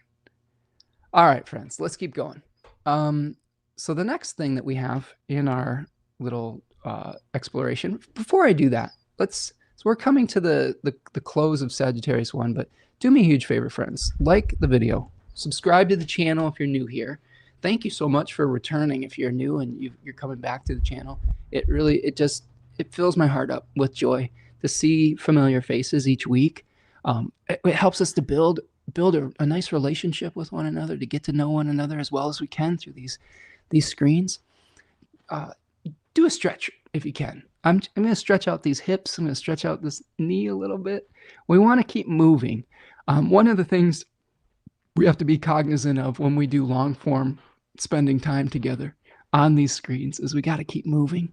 You know, if you're able to, I started something new this week where there's a new feature in my broadcasting software that allows me to broadcast in both landscape and portrait mode so that you can watch on your mobile phone. So one thing I would maybe even suggest moving forward, if you want to test this out, go for a walk when you're listening to these longer forecasts and broadcasts. How can you get out and have movement while we're still engaging with one another, right? How can you get out and do a moving meditation? I think that's going to be something that could be really beneficial moving forward. I love encouraging movement and health. All right. Thank my daughter. What am I thanking my daughter for, Heather? For let's see. Okay, let's see. Trauma says, I did and I shared. First time here, and all I have to say is, wow. Appreciate you being here. I have to thank my daughter for bringing these wonderful friends here. You know, and of course, we've got Trauma Raised Me here and contributing a lot of really great thoughts to the chat. So appreciate you, friend. Agreed. Collagen and MSM together. Take them in the AM and my tea. My out of sec 12th Mars wrecked my joints. Yeah, I persevere. Yeah, knees are a problem for me. My 6th house is Capricorn as a Leo rising. And oftentimes the 6th house can show us where we might potentially have injuries. I've had 2 knee surgeries. I've had a ACL reconstruction and I've already had 1 cartilage reconstruction in my other knee. And this injury is in the knee that is not surgically repaired. So I'm praying that I didn't mess up some cartilage or a ligament. And I don't think I did, but it's been about a week and it's still a little funky. Turmeric for inflammation. Yes, that's a good call. Marcia Lindsay is here. Says, really enjoying our talk today and learning, Spencer. Oh, doing cat-cow yoga move. Ah, good. Nice. I love it. I'll have to do some more yoga too. I've been doing some Tai Chi movements, but I need to incorporate more of this into my daily routine. And maybe when Tanya's, here in the house every day, we could collaborate on some exercise routines. I think that might be a fun part of this. I am sort of looking forward to having Tanya at home, despite some of the challenging circumstances that have brought that to fruition. But sometimes we can make the best of those changes, and there's some collateral benefits, right? Collateral benefits rather than damage. I like that. What are some collateral benefits to our difficult situation? Heather says she advertised for you and your beautiful wife. Oh, nice, Heather. Thank you. Thank you, Sophie, for putting out amplifying our signal. Sophie is doing some great work with Sag Moon Magic and really carrying on the legacy of both myself and my partner. She's doing some astrological and tarot stuff. She's doing some magical practice stuff that she learned not only from me, but mostly from Tanya. And I love seeing those traditions being carried out in the world. And she's very gregarious. She's a Capricorn, Leo rising, and she has Mars and Aries. It's Sag Moon, so I can't even keep up with her. So I'm happy that she's helping to amplify our signal, and please go support her on her channels. All right. Yes, we've got someone who's active while doing the chat. I love it. Moana says that she's here because my daughter too. Oh, excellent. Excellent, friend. I love it. I love that I hope one thing that I'm super excited about that my daughter's helping with is helping us to connect with cross-generationally. I think that my partner and I are kind of on the Gen X millennial, like sort of borderline. I'm a 1980 and she's a 77. And I've seen a lot of Gen Z come in and contribute their perspective, which I think is extremely valuable. So thank you so much for the young people that are stopping in and contributing to the chat. It's really important to hear your perspective on the world and to help all of you start to build your own legacies. And I'm seeing my daughter do that, but I hope that more of you are learning from this and taking it out into your worlds and teaching us too, like helping us to learn. My daughter's been helping a lot to help us make the adjustments necessary to the current needs of this world. And just have patience with us old heads. Like we're trying. It'll happen to you. There'll be something that you're like, I don't know if I could change to this thing. But it's so cyclical. Yeah, exennials, Ani says. Yeah. Yep. Trauma's an exennial. Okay, good. We've got the millennials and exennials here. I love it. So all the generations, we're all just humans, And like I said, I love connecting cross-generationally and globally. That's what I love this channel to be, is a place for people around the world to connect with one another. And my Pluto and Libra energy is coming out, trying to be a harmonizer and a peacemaker for all of it. Oh, Heather's Gen X all the way. I love it. Well, Heather, I can tell from your profile picture, you look very young in the profile picture. So good job on that, friend. But all right. So thank you, friends, for liking, subscribing, turning on the notification bell. Make sure you sign up for the newsletter. Make sure you're checking out the sales for not only for my webinar store at spencermichaud.com, but also at Third Coast Mojo, 50% off all the webinars that I have for sale over there. Just to kind of plug, we could use the support right now to give us a soft landing in the transition into maybe more self-directed employment. And then Third Coast Mojo, 25% off right now. Make great Christmas gifts. So thank you for supporting everyone there. Okay, let's get back to it. What do you say? Okay. Juana, 29. My goodness, all of you look so young. So we may have a millennial crowd in here today too. I love it.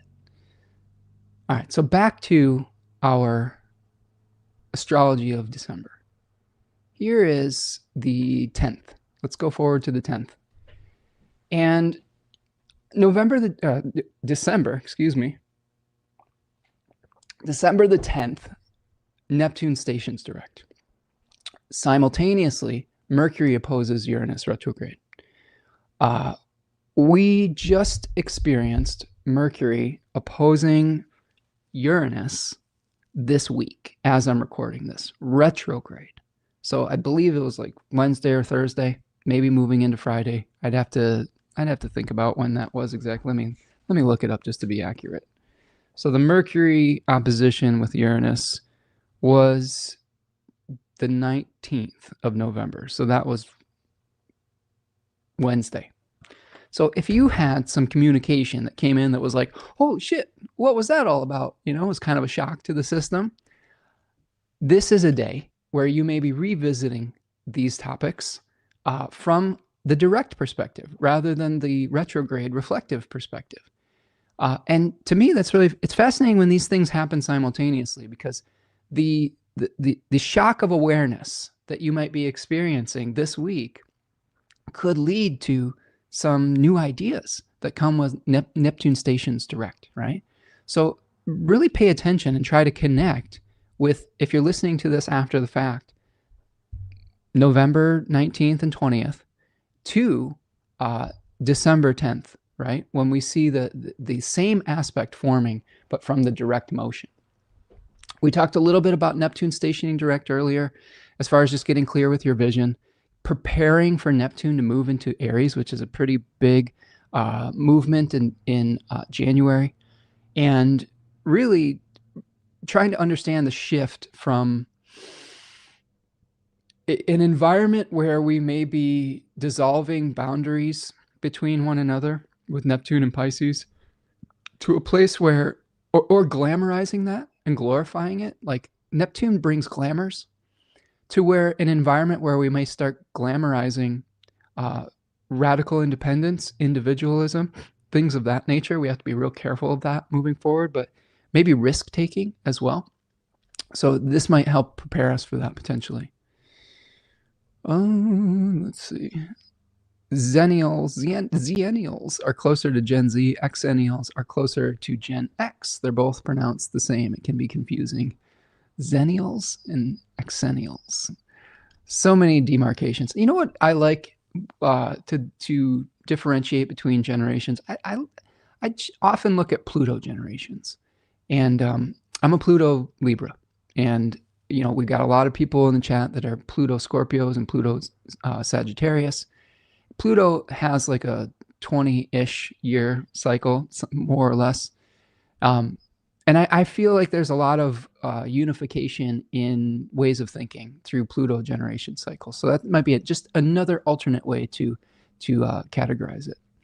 Trauma says, oh my God, Spencer, I felt that. It was like an ultra lucid moment. It was exciting and scary because I'm also like, okay, what's coming? Yeah, it's a lot to process lately, isn't it, friend? Ani says, never heard Neptune associated with glamour specifically, but that hits for sure.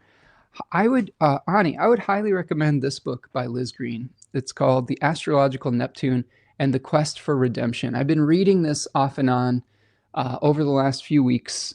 I'm in the middle of reading Tolkien as well, Lord of the Rings. And one week I'll read Tolkien, the next week I'll read Neptune. And she does an excellent job of contextualizing that aspect of Neptune and the quest for dissolving into a unified vision, consciousness, but also glamorizing that to the point where it can lead to actions that are based on an illusion. And it really is a great way to think about Neptune, just this cosmic ocean of primordial life. Think about how water is a solvent, and that will help you understand Neptune. Like, it dissolves structures, but it also can be a great overwhelming force of creation. And I think that this is what we see with Saturn and Neptune coming together in Aries, is we're going to both be dissolving old structures of Saturn, but then birthing new ones, right? And Saturn-Neptune moments have been great moments of births of movements that are based on an ideal or idea becoming concretized into reality. Heather says, natal Pluto and Libra. Haven't delved into that yet. I would say that us Pluto and Libras, we are attempting to be peacemakers. We came up in a generation that probably had our parents fighting a lot or getting divorced. I went through about 5 divorces growing up, and oftentimes we're having to balance out many different perspectives. And sometimes we were the peacemaker in the family, and that can feel like a burden sometimes. But I think at core, we want to see multiple perspectives, and we want to find harmony and equilibrium. And we have to, I don't know if we're the most aggressive generation, but I do think that our time is coming to be the voice of balance and reason. And I think that we have to step up and speak towards that when we see things going to extremes in our world right now, and find harmonious solutions. Ani says, I glamorized the potential of my networks with Neptune in the 11th and Saturn in Pisces. It was really hard reality check. P.S. I have Mercury in Pisces falling for sure. Yeah, great example, right? Neptune in our charts can be a place where we idealize something, right? It can also be where we tap into a sort of collective energy as well. I have Neptune in the 5th house. And when I was doing more art publicly, like I would tap into some sort of kind of vein of collective consciousness, and that would come through my art. Maybe it'll happen again. Moana says, linked to ideal and phantasma aspect of Neptune, maybe. Absolutely. Amen. Spot on, Heather says. The conjunction of Saturn and Neptune will be on my natal Venus. Looking forward to the shift, even if it's disruptive. Yeah, Heather says revolution is coming. Yeah, I hope so, honestly. I hope it's peaceful, but I hope that there's change nonetheless, because the society that we're living in right now is very unfair. And maybe as Pluto Librans, we have a mission to restore balance and fairness to our societies. And just by speaking up towards justice is going to be important for us. Okay, so going towards the 11th here, we have Venus going through the bending of the nodes period. So I talked about the sun going through that same bending of the nodes, and now we have Venus going through that same period. Okay. So what Venus is doing here now, here's how you can differentiate between these things. All of the main discussion points remain with this Venus at the south bending, with an additional set of caveats. First of all, just to review, when a planet is at the south bending of the nodes, it's sort of at the bottom of the pit of letting go, right? It's at the peak, or the nadir, I guess what you would call it, the nadir of release. And here we're releasing our attachment to form, and we're starting the ascent towards increase. But to do so, we have to lean into Piscean themes of figuring out our why. Now, the way that you can differentiate between the sun and Venus in this journey is by understanding, first of all, what do the sun and Venus represent, and what houses are they responsible for? The sun is a point of consciousness. It's a point of light, where we are shining our individual perspective. So our individuality may have to go through a transition point. We may have to change forms as to how we present ourselves and our identities, how we manage our authority, right? Authority is associated with the sun. We may have to change our spirit, right?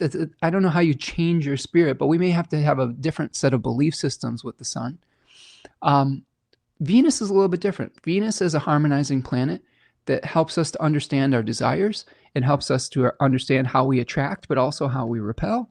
Okay, so Venus is going through this transition, and Venus is bringing its significations to Taurus and to Libra. Okay, so we're going to have to start seeing those topics. I know this is a lot of things on the screen right now, but Venus is going to be providing for those topics. So this is a very arbitrary Cancer rising chart, but I'll demonstrate one rising sign for you. Venus is in the 6th house of a Cancer rising chart at the bending of the nodes between the 9th and the 3rd house. A Cancer rising may be going through some changes with their body, specifically through an injury or an illness, or through something that is outside of their control, maybe with daily habits and routines.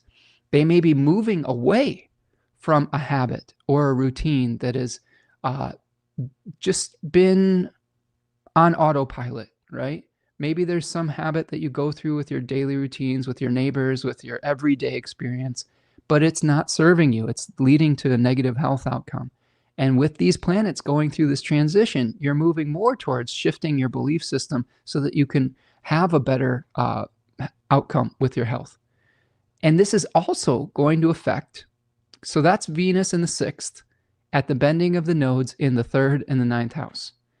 But what Venus is also going to affect through this change is your 4th house of Libra, which is related to your home and your family, your domestic situation, and your 11th house, Taurus, which is related to groups that you share belief systems with, people that are helpful to you publicly, etc. So by you changing your daily habits and routines, you can lead to more effective friendships, 11th house. You might find a sense of purpose with a group that you're a part of. You may also find a new relationship with your family, with your roots, with your home, with your living situation. So it's really important as an astrologer to see how things are interconnected like a web, and which of these planets is connecting and trying to provide for all of these other situations in life. So that's a little mini tutorial on how a traditional astrologer would make those connections within a chart.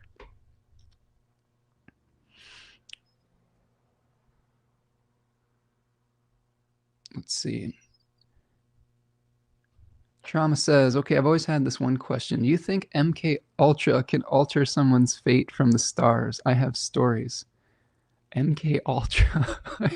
I don't know. Remind me what that is. It just sounds like something out of the Avengers. I know that's something I probably should know what it is, and once you describe it to me, it'll make more sense. But I'm not sure anything has the ability to alter someone's fate from the stars permanently. I think that there are certain things that we can do to create some better outcomes through pronoia. I think astrological magic sometimes can help nudge fate in a certain direction. But there are certain things that are fated that are not going to be changed by anything. That's called hemermene. There are different types of fate in the Greek tradition. Hemermene is the fate that is immutable. The two parents that you were born to is an immutable thing. You will always have come out of one particular person. That is a fate that is hemermene. But there are certain things that you can change. Hemermene. Pronoia is what we can change through our foresight. There's another type of fate called a nanke, which translates to being compelled, but sort of compelled in this ignorance way. And oftentimes before we start to learn things like astrology, we live out our charts in a nanke, in ignorance. We live out all the themes because we are beholden to them without any knowledge that it's happening.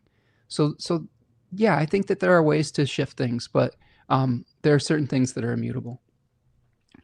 Ani says, Austin Coppock associates Pluto and Libra, aka exennials, with the peacemakers and diplomats to bridge other generations that are disconnected. I love it. Yeah, I think that's what we're doing here. And as Pluto and Libras, we were the generation that grew up pre-digital and then had to learn that technology in real time. So I remember what it was like not to just have my face in a phone all day long. I remember what it was like before even a personal computer. And I also know what it was like to learn how to have to use that technology every day through my teenage and early 20s. So yeah, bridge generation, I think that's really appropriate. And I agree with Austin, and there's a lot of things that he and I share as, I guess, observations or maybe even some, I don't know if values is the right word, but I think we're part of a similar generational influence. Either says, revolution is never peaceful, but we can help.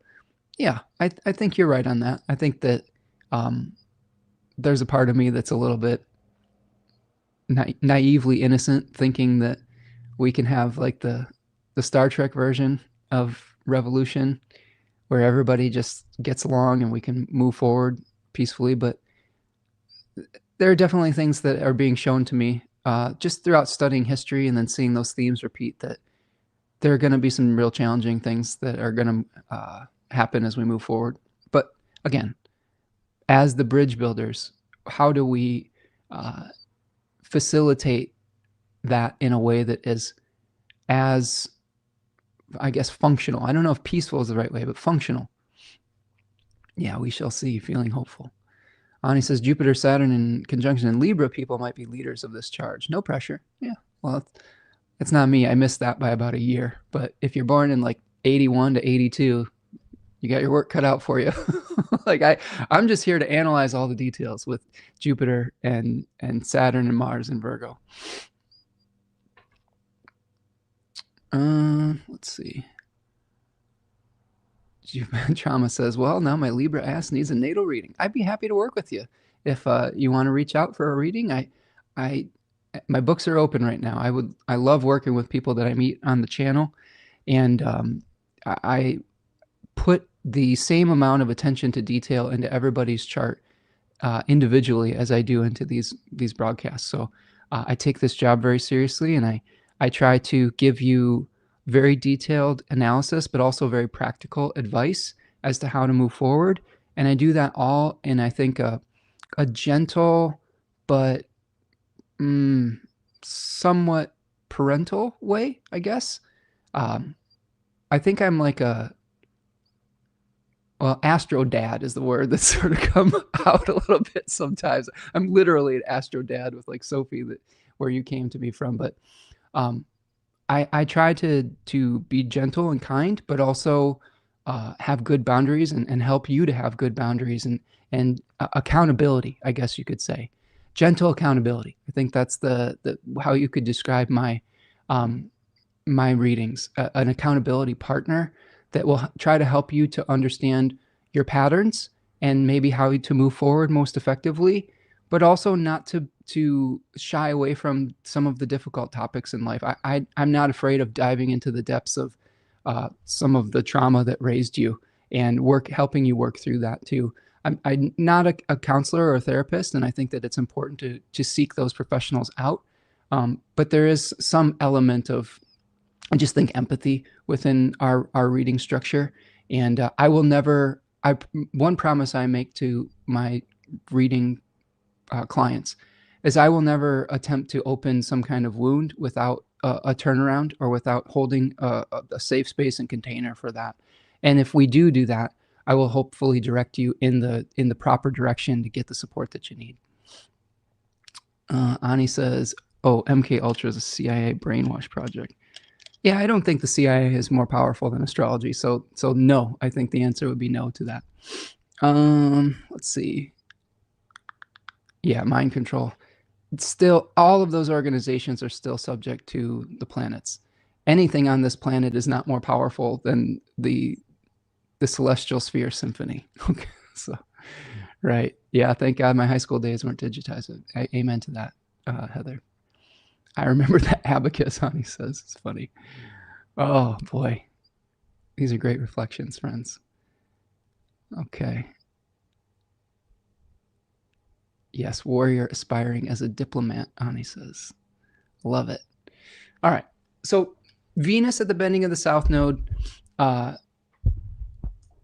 tastes are changing, and we are moving towards accepting imperfections. We're moving towards increasing our faith and releasing some of our skepticism so that we can just take the leap. We're gonna need to take the leap, friends, into new realities. And that's going to take a little bit of faith. I think a lot of the Piscean elements are being able to visualize something that hasn't materialized into form yet. And that can be very scary. But the first step is to be able to see it in your mind's eye. And this is going to be important for all these planets. Yeah, appreciate you. All right, so Mercury is going to trine Neptune that same day. The 11th of December is a really big day. There's multiple things happening at the same time on December 11th. So we have Venus at the bending of the nodes. We have Mercury trining. Neptune, and also that's our first quarter. Our last quarter moon, and Mercury moving into Sagittarius. Now those two parts don't happen until the Sun has moved into Sagittarius 3. So I'll split those two things up. Venus is at the south bending of the nodes while the Sun's still in Sagittarius 2. Mercury trines Neptune. So Mercury is going to be, at the final degrees of Scorpio trining Neptune, really closing the loop on some of the November astrology that was really encouraging us to get really clear about the forms in our life that need to be composted. So this is going to be one of the final, I think, aspects from the grand water trines to tie up those loose ends and start moving forward. So that brings us to Sagittarius 3. So I'm going to take a little diversion here and just show you what Sagittarius 3 is all about before we dive into that astrology. And when I do that, let's take another stretch. All right, let's take another stretch. We've been going for a couple hours, which is awesome. You all have been having a great conversation here, not only with me, but with each other. I love facilitating that community. So do me a huge favor before we dive into Sag 3, like the video, subscribe to the channel, sign up for the newsletter if you haven't yet. That's really helpful. I think signing up for creators' newsletters is an act of rebellion and revolution in and of itself, resistance, because what you're doing is you are connecting with that creator outside of the corporate structure that you may have found them through, like YouTube, like Facebook, like Instagram, like TikTok. because at any point those big corporate entities could change. They could change their algorithms. They could go out of business. They could change their the way that they present material to people. And by signing up for a content creator's email list, you have a way of connecting with them that's completely outside of all of that. And it's really important, and it's really valuable, and it helps us to have a more, I think, authentic relationship where we don't necessarily have to capitulate to the oligarchs. So if that resonates with you, sign up for the email list. And if you want to help us keep the lights on here, you can always go to buymecoffee.com or do a super chat today. That's always appreciated. We've had a couple of really generous people already today. So thank you so much for those of you who have been able to donate. Ani says, signing up notified me of the live stream. Otherwise, I would have missed you today. There you go. I always send out a reminder when we're going live too. So I don't try to over inundate your email box. I send out one email for the week, and then I send out one reminder when we're going live, and that's it. So you won't get an email like 3 times a day from me. There's probably 2 or maybe 3 max if there's something special coming out. Signing up for the email list now. Appreciate that. Appreciate that, friend. Appreciate you. Okay. So let's get back to it. Let's share our screen once again. And let's talk about Sag 3. Let's bring Sagittarius 3 here. Never capitulate. There you go. Love that word. Yeah, I'm an English major, so hopefully we will keep words like that alive, right? Let's see. Sorry, that's not what I want. So Sagittarius 3, December 11th through December 21st, through the winter solstice. So one thing that we see here is the 10 of Wands. The last decan of all the mutable signs see a transitory period, a transition of one season into another. So this is the last decan of fall before we come to the winter. And it is also the last decan of the sun's journey of decrease in declination. And that's a fancy way of saying that's the last day that is going to be getting shorter rather than with the light increasing, okay? When the sun starts to rise higher in the sky, the days get longer. When it rises lower in the sky, the days are shorter. It's all geometry, right? And we really feel this in Sagittarius 3 because we're trying to get to the end. We're trying to get to that return of the light. One thing that I think is a disservice to Sagittarians, especially that have placements in this decan, is that they are the happy-go-lucky people of the zodiac, living with a partner who has Sagittarius 3 as her sun. They can be that, but that's not always the case. What I have noticed with a lot of clients and personal relationships with people in this decan, they carry the weight of responsibility very seriously. This is a Saturn-ruled decan in the Jupiter-ruled sign. Yes, they have faith. Yes, they can be funny. Yes, they can be inspiring. But when it really comes down to it, these folks are ones that will try to carry not only their own burdens, but yours too. And sometimes they do that to their own detriment. Oftentimes people with placements in this decan tend to be physically very, very strong. My partner's a good example of this. She's really strong. She has like an otherworldly physical strength. But sometimes she will do too much with it, and her body will get completely exhausted, right? This is the decan of pushing yourself to complete exhaustion. This is why Austin Coppock calls it a horse's skull, because we're pushing the body to its very limits. That spirit I talked about earlier, Ananke, is the force that compels us. These folks have an energy of like being compelled to do it. It's like they just can't not do things. They can't stop.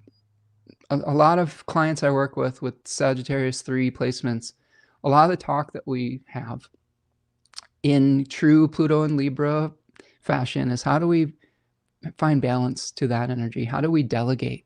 How do we put down some of those sticks so that we don't completely collapse with burnout and exhaustion?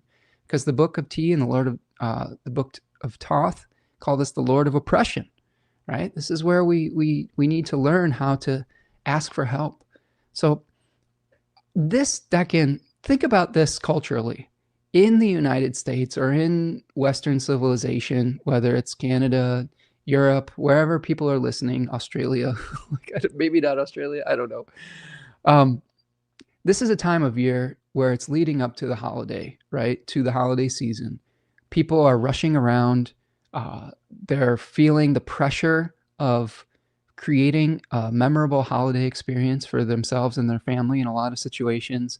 You're having to go do shopping, last minute shop. This is the late stage capitalism version of it. You're like, I got to go to a million stores. I got to rush around, and you're just so fucking exhausted with all the noise and the lights.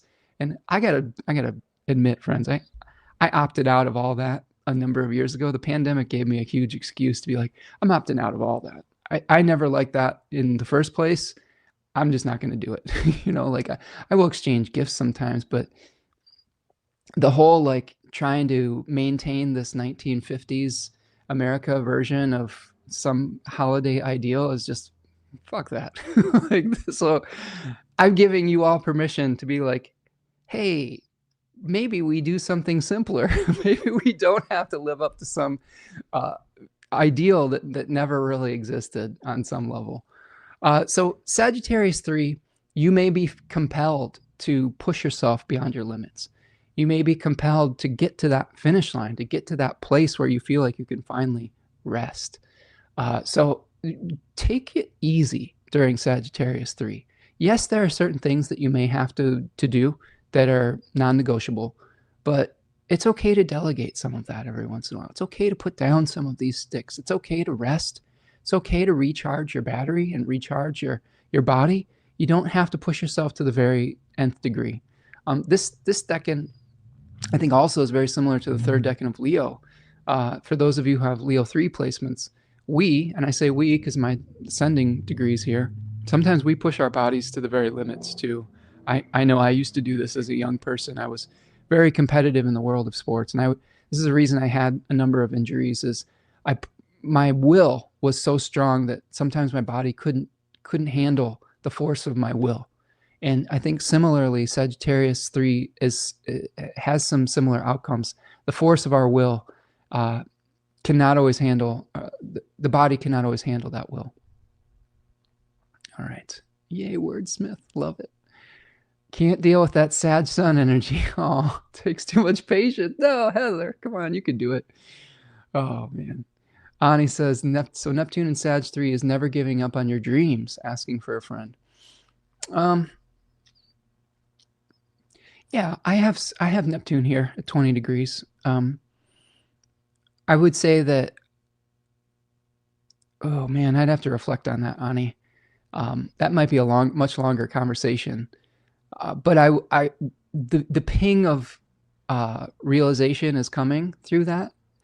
I'm very, very stubborn about pursuing a dream. And I've carried out my vision much, much longer than a lot of people that I know. It's very stubbornly, and sometimes to my own detriment. So yes, carrying out your ethical vision and dream, even to the point of like injuring yourself. I mean, if I'm going to be real with all of you here, this channel is sort of that. Moving forward, I'm going to have to figure out new ways to monetize the channel if I'm going to keep doing this. And not because I don't want to keep it free for everyone here, which I will do some of that. But there's just necessity as like making it that I'm going to have to change some things.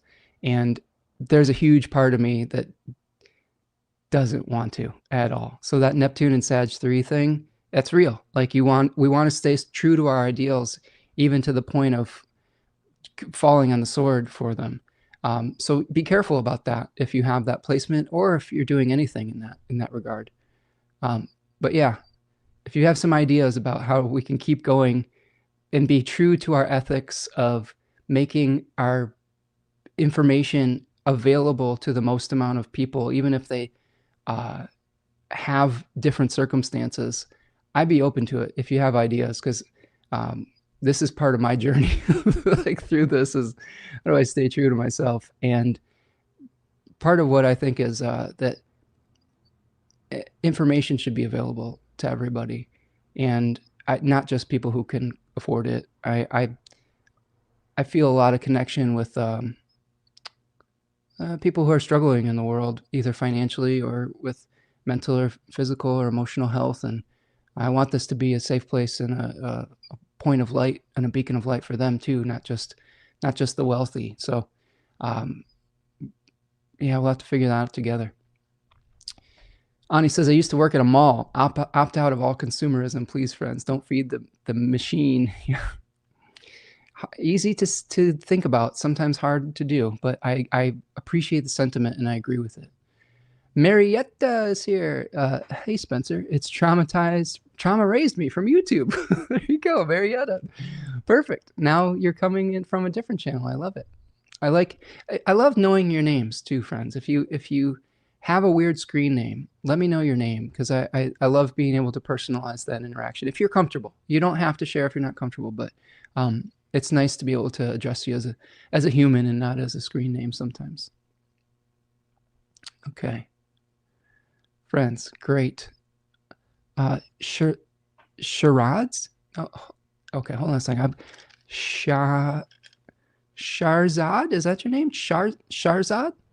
Sharzad? If I'm butchering that, I apologize 100%.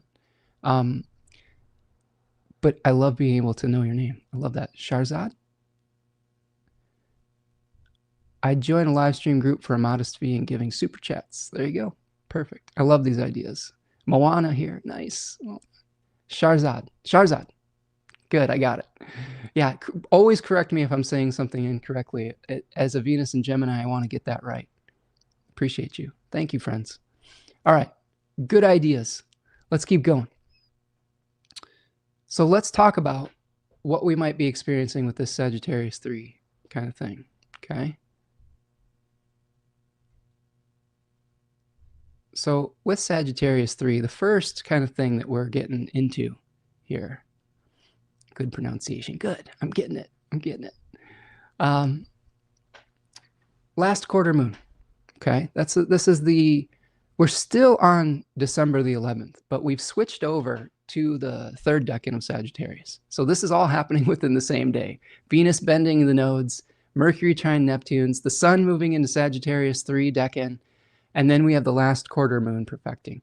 We talked about this a little bit earlier in the show, but we have the Sagittarius sun with all of the themes that I just described, the compelling towards the finish line, the pushing ourselves to the very limits of our physical capabilities.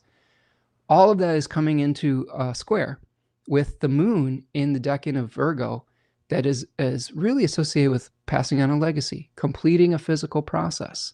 There may be something around the 11th where we're like, we're just trying to finish this project. We're just trying to close out the details. I know I've been very upfront about our situation here. This is going to be the second to last day of my partner and her job. So she's going to be closing out all of the things before moving on to the next, whatever the next experience is, that she's closing that door and opening the new window. And there may be some challenges around that. There's always some details that we have to deal with that may be challenging. What I would say that Sagittarius's strength is seeing the big picture. Virgo's strength is maybe seeing things up close and the small details. So if you think about that, you may have to balance out seeing the big picture and dealing with the details. And sometimes those things conflict with one another. My rule of thumb that I've taken from an author like Austin Coppock is that when we have waxing moon phases, like first quarter moons, you want to increase that quality that the decan is in. So if this was a first quarter moon, we would increase our attention to detail. Waning moons, like last quarter moons, disseminating moons, balsamic moons, we would probably tend to decrease those significations to get to where we're going. So in this case, maybe we need to decrease our attachment to details to see the bigger picture, right? We need to maybe release some of the microcosm so that we can get the bigger thing done, right? That would be my advice here. Yeah, I agree. It is a beautiful name, Moana. Sharzad, it's a beautiful name. Okay, the last thing that happens on December the 11th, Mercury moves into Sagittarius.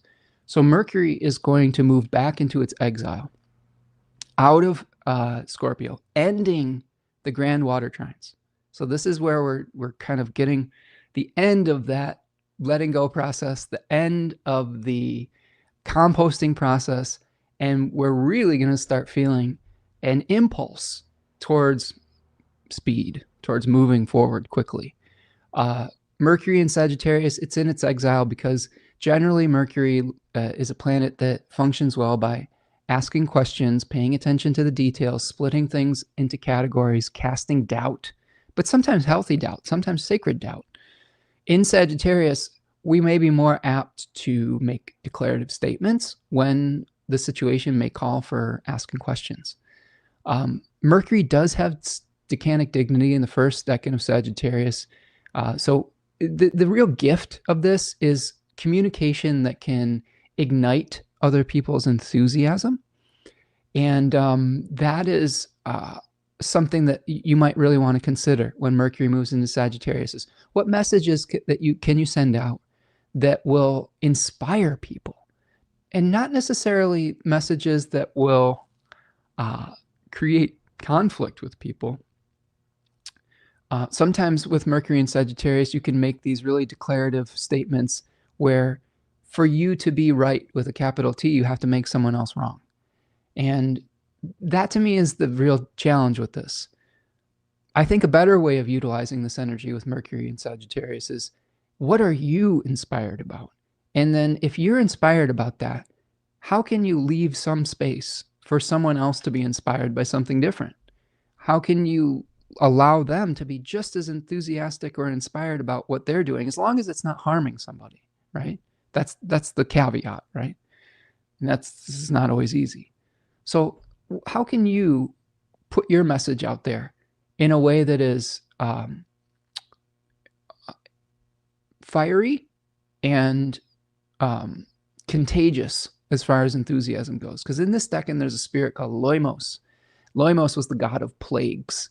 And really what I take from that is that we have this virus, right? We have this virus of an idea sometimes. Sometimes it's literal viruses. Sometimes Sagittarius 1, we see an explosion of literal like plagues. But metaphorically, we're trying to spread an idea. We're trying to spread a belief system.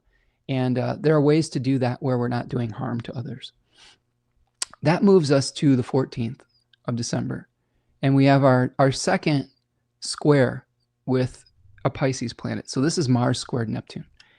And here's Mars at 29 degrees of Sagittarius, squaring Neptune at 29 degrees of Pisces. And this is really an aspect that's going to repeat for, we saw it happen. We're going to see it happen with Mars. We're going to see it happen with the Sun and with Venus and with Mercury. All of these planets are going to square Saturn and Neptune before they move into Capricorn. So we're going to have this contact with the planet of glamorization, this planet of illusion, this planet of sacrifice and surrender to something bigger than us, to the primordial ocean of consciousness, to the solvent energy. And all of that happens before these planets move into a much more practical sign. So you may have to come in contact with your vision before you can take action on it. You may also, with the square, you may feel a little bit like you are being dissolved by a force greater than yourself. One of the things that I've learned with Neptune, Uranus, and Pluto, those outer planets, they're very social. And I mean that as far as like forces that are bigger than just the individual. So that you may have to face forces that are bigger than you as an individual before you can start making physical, practical plans moving forward. I have experienced Mars Neptune squares and Mars Neptune contacts. I really have experienced that as sort of these power outages. Think about what Mars represents: the ability to move forward, the ability to take action, and then think about the solvent action. Two images come to mind with Mars squared Neptune. One is like you're trying to swim and you're just running out of steam and you're just drowning in it. Like, the other thing that I could say is, think about Mars in the ocean. What is Mars? What would be a manifestation of Mars in the ocean? The thing that comes to mind for me is like a shark. Like maybe there's some shark waiting for us in the depths that we can't necessarily see, but we have to be wary of. And it may consume us. It may just swim past us and not bother us. There's many different manifestations of that, but that could be some of the energy too, is that there's something in the water that's a little dangerous, and we have to be very careful of it. It could be the waters of our own consciousness. Now that will bring us to the transition of Mars into Capricorn on the 15th. So here's Mars in Capricorn, and it is quite a change of dignity for Mars. So Mars is now moving into the domicile of Saturn, and instead of being in aversion to its host, Jupiter from Sagittarius, it's now sextiling its host. That's good news for Mars. First of all, our ability to sustain energy over time, I think, is increased with Mars moving into Capricorn. We also are able to do so in a practical way that takes into account our limitations. I'm not sure that Mars in Sagittarius 3 respects its physical limitations very well. I think Mars in Capricorn absolutely understands its physical limitations and paces itself in a way that's very strategic, that can lead to getting something done rather than burning out and collapsing from fatigue. So I think that's the good news with it. Now, this is the other interesting part about this. This Mars movement into Capricorn begins the malefic enclosure, right? Oh yeah, Ani says maybe a Marine Navy warfare. Entirely possible, Ani, like with the Neptune-Mars square. Unfortunately, that is a very real possibility that we've already seen play out with some of America's actions towards some Venezuelan ships and things like that. Like, just some crazy things for sure. And maybe that is something that would be highlighted or exacerbated during that Mars-Neptune square. I think you're right on with that. Another good example. But back to the Jupiter malefic enclosure. Let me show you what I'm looking at here.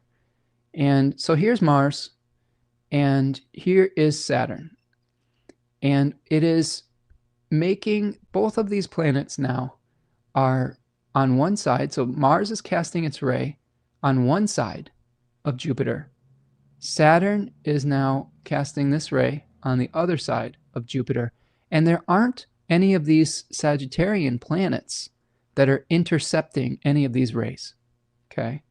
So all three of these Sagittarius planets are in aversion to Jupiter. So they can't help, right? Sometimes we could say the moon might be able to do that, but it's such a temporary experience that I don't necessarily count that, right?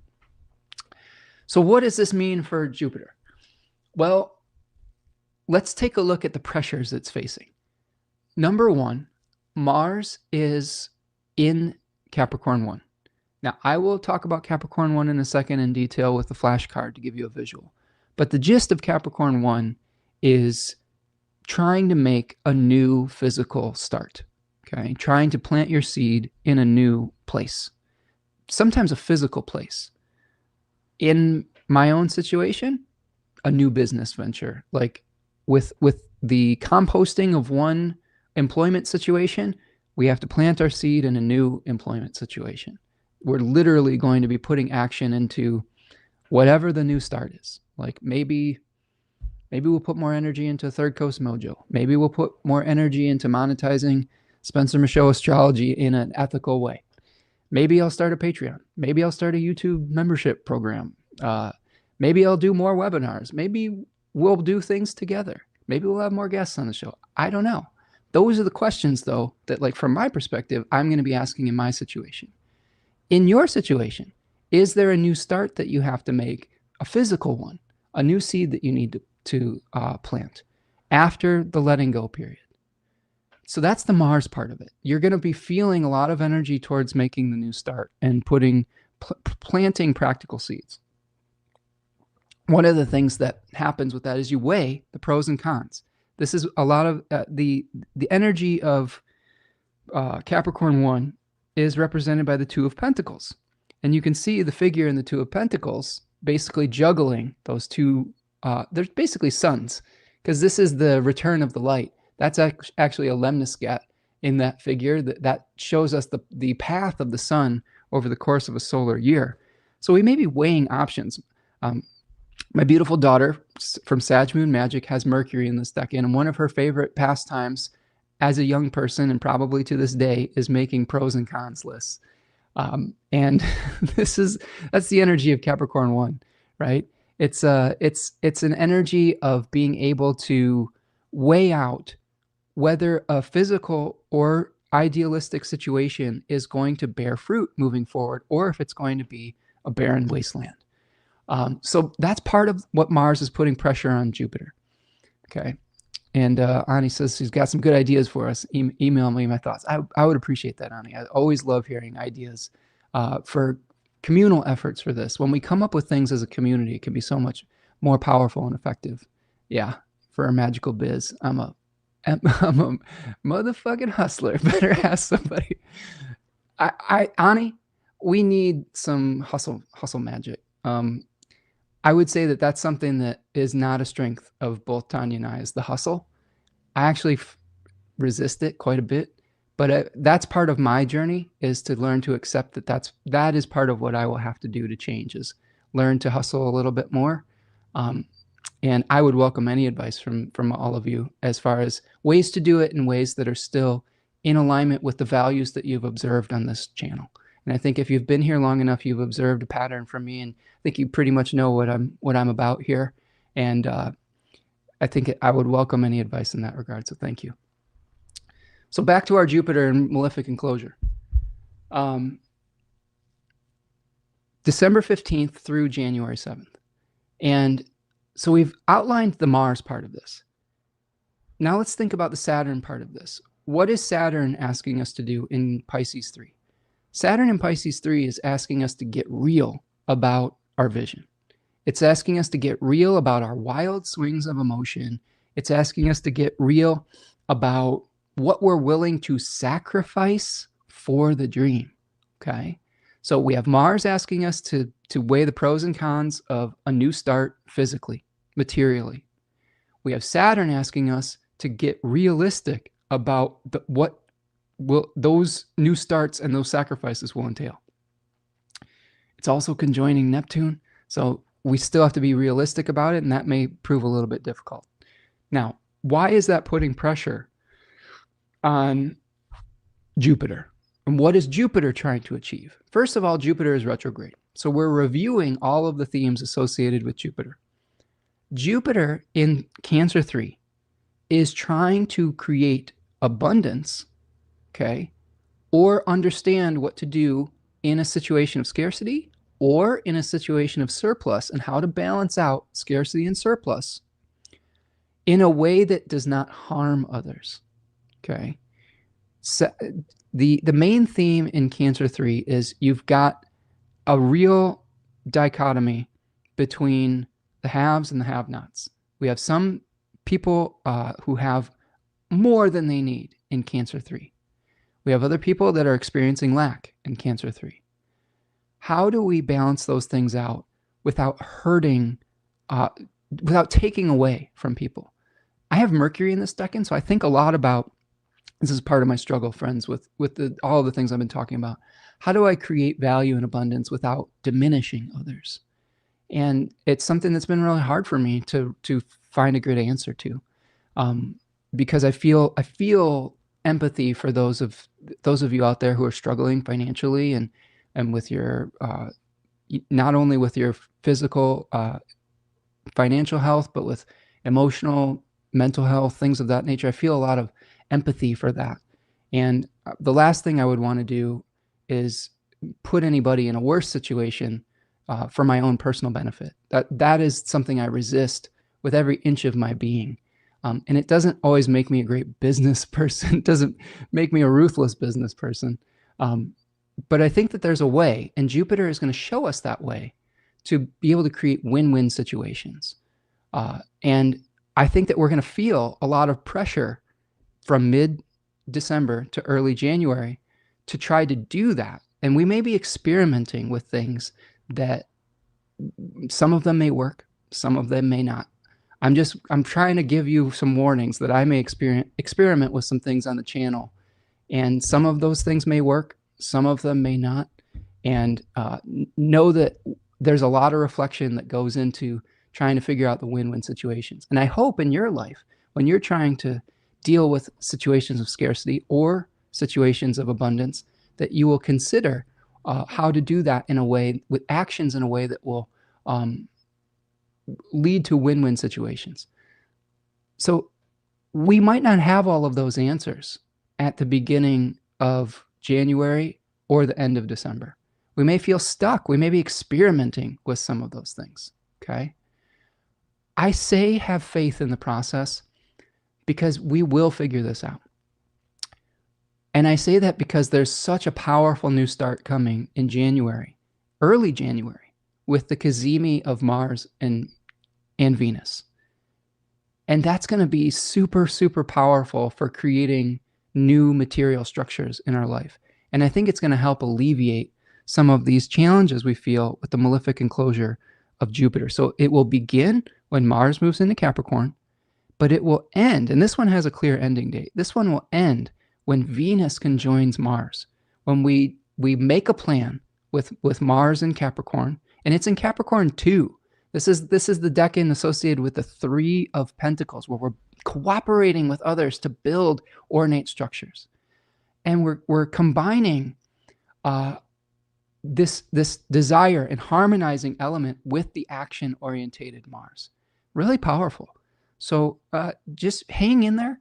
If you're having some trouble figuring out how to create win-win situations, you will understand how to move forward in early January.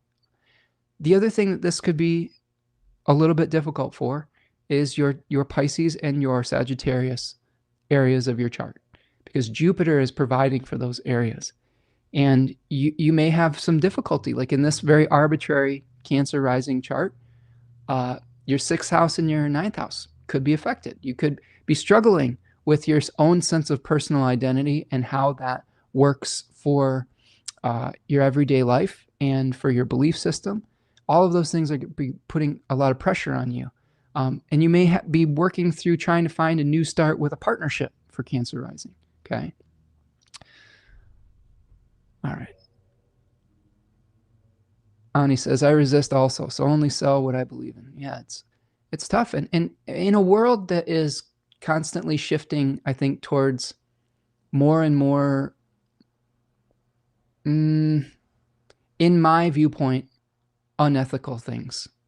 And to me, my values are coming into alignment with the rhythms of nature, protecting the earth. And with things like artificial intelligence, all of those things are counterintuitive to those things. They speed everything up. They take advantage of vulnerable communities. They destroy the earth. And trying to work within that world is just really uncomfortable. And I'm not sure what the answer is. But as Trauma Raised Me says, let's see what was Trauma's name again here. I'm sorry, Trauma, I'm going back here. Marietta, as Marietta said, says, you stay awesome, Spencer. You have a stellar heart. Yeah, pay attention to your hearts, friends. Let your heart guide you. The practical things will work themselves out if you stay true to your values and your ideals. This is one thing I learned from watching and was inspired by watching James Garfield in Death by Lightning. He had a really strong obstacle in the senator from New York, I keep trying to remember his name, Roscoe Conklin, piece of shit Conklin, who basically was running like a tariff operation on the ports of New York, and then stealing the money from the American public and hiding it, which was taxpayer money. And eventually, Garfield overcame Conklin's corruption through letting time pass, through allowing forces to change so that he was no longer in power. So Garfield stayed true to his values and was able to push through his appointments because the circumstance changed with Conklin blocking him. So that's the beautiful thing about astrology. Circumstances change. And sometimes when our best intentions are blocked, if we stay true to our values, the circumstances may change so that our values become more facilitated and in vogue and supported. So I really think that erring on the side of your heart is important.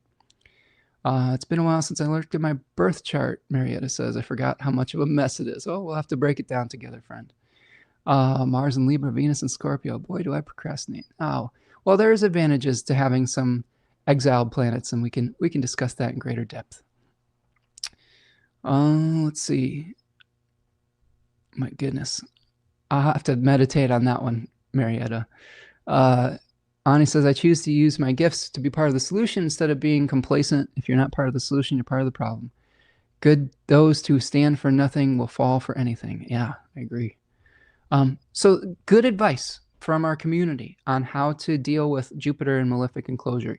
Your values, oftentimes related to Jupiter, our belief systems, could feel stuck between a rock and a hard place. They could be stuck between finding the right mixture of practicality and the dream and the vision that you're trying to hold tight to. But it's temporary. And that's another thing that astrology really helps us with, is understanding that this too shall pass. Okay, so let's move forward from that. On the 16th of December, Mercury is going to exit its retrograde shadow. And here we have Mercury at 6 degrees of Sagittarius. And this is, like we talked about earlier in the broadcast, this is where Mercury is going to be starting to traverse new ground. So we may have some ideas that we aren't just revisiting, but we're actually getting some new material in our brains to explore. And that's very exciting. So pay attention to ideas that come up, because you might be starting to move forward with new communications. Okay, so let's move forward. Let's keep going. 16th. The other thing on the 16th, another thing on the 16th, as Mercury enters its retrograde shadow, another fun square with Saturn. So here's the Sun making the square with Saturn. So we just went through the Mars-Saturn square, which feels like 1 foot on the gas, 1 foot on the brakes.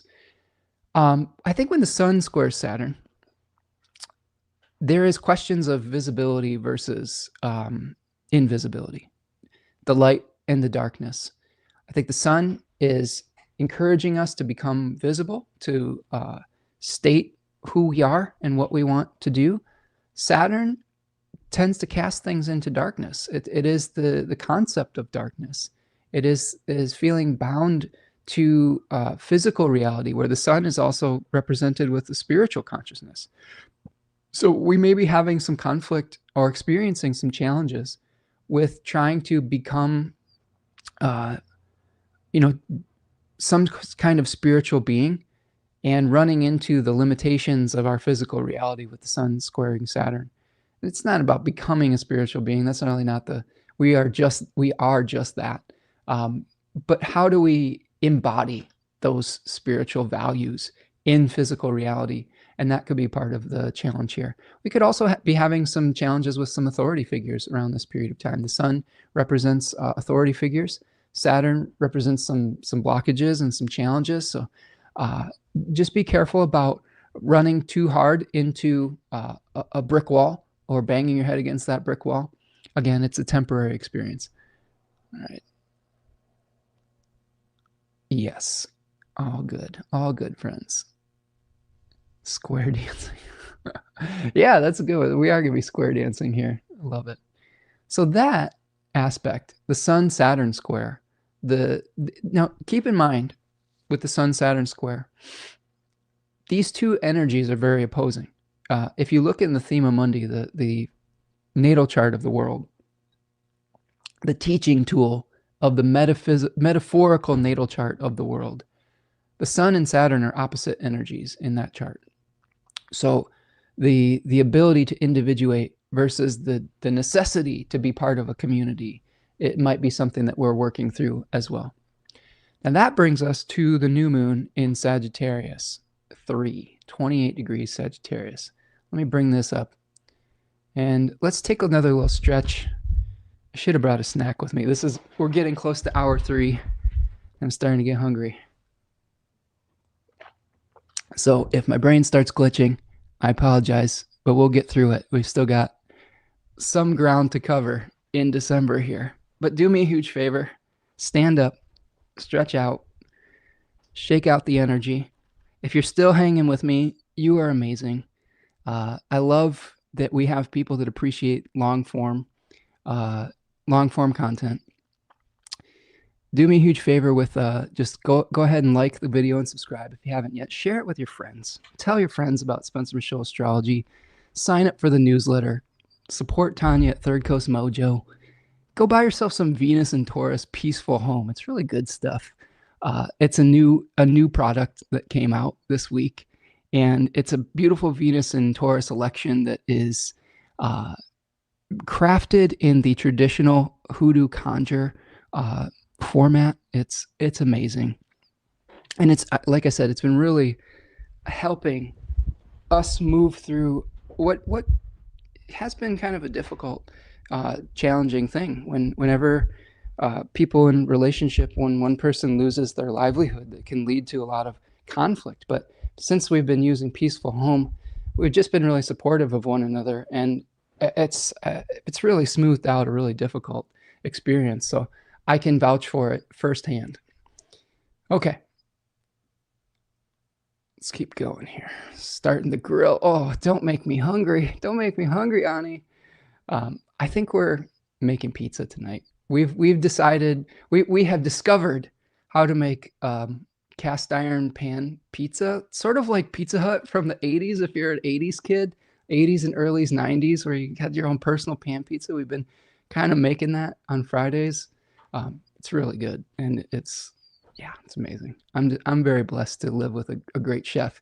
I have a lot of ideas about food, and then Tanya is really great at manifesting the vision. So I'm so blessed in that.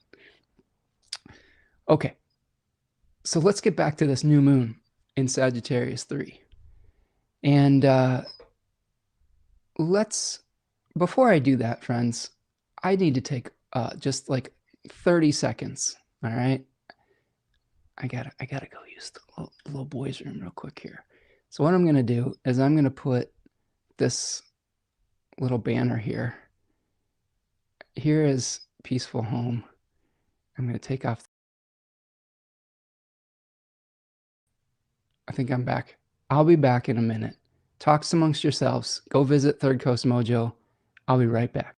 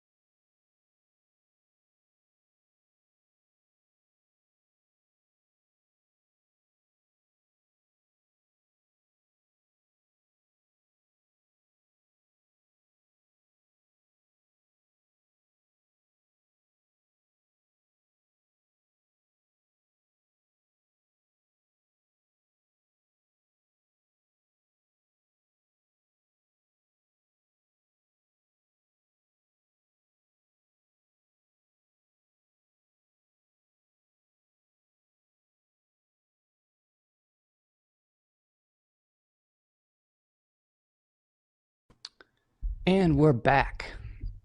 Thank you for your patience with that, friends. This is going to make the last 30 or 40 minutes of this live stream much more enjoyable for me. Because, oh man, we got to pay attention to our bodies, friends. And powering through for like 3 hours if you got to pee, like, is bad for your bladder. So thanks for your patience, friends. Oh my God, Ani's making lamb chops, Sony. That sounds amazing. I'm so hungry already. Appreciate that. Let's see. Thanks. Rawia is here. Says, thank you for reminders to stretch. Tanya's new offering sounds amazing. Nice. Hope you go check it out. Appreciate you. Thank you for your patience. You should have some of your music playing like a little bumper. That's a great idea, and I definitely should do that. I will try to figure that out. I've got a lot of good music out there, and hopefully writing some more. Thank you, friends. All right. Yes, for my kidneys. Okay. All right, back to it. Do it to it. So new moon in Sagittarius 3. Oh boy. So much better. Okay. Let's talk about this new moon. So all of the themes that apply to Sagittarius 3 apply here. So I'm not going to rehash all of that, but if you are listening to this piecemeal as you go along, this is a new moon in the decan where we are compelled to finish something. We're compelled to get to the finish line, the end of the year. A lot of times people are doing their taxes around this period of time, figuring out if they need to close any loops for the end of the calendar year. Like, all of these things come into play. This new moon is going to be co-present with Mars.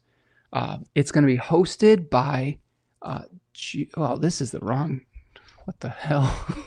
Sorry. This is from 2023. What the fuck? What a day we're having here. Here we go. There it is. I just pulled up the wrong one. Boy, oh boy. That's funny.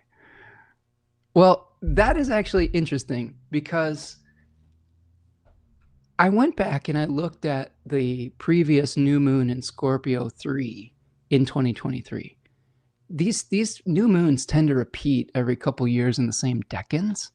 So going back to the 2023 new moon in Sagittarius 3 can give you some insight into some of the themes that you might be experiencing in the new moon in 2025.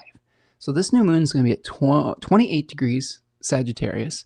It is going to be co-present with Venus and Mercury, which honestly is kind of much better news than it being co-present with Mars, in my opinion.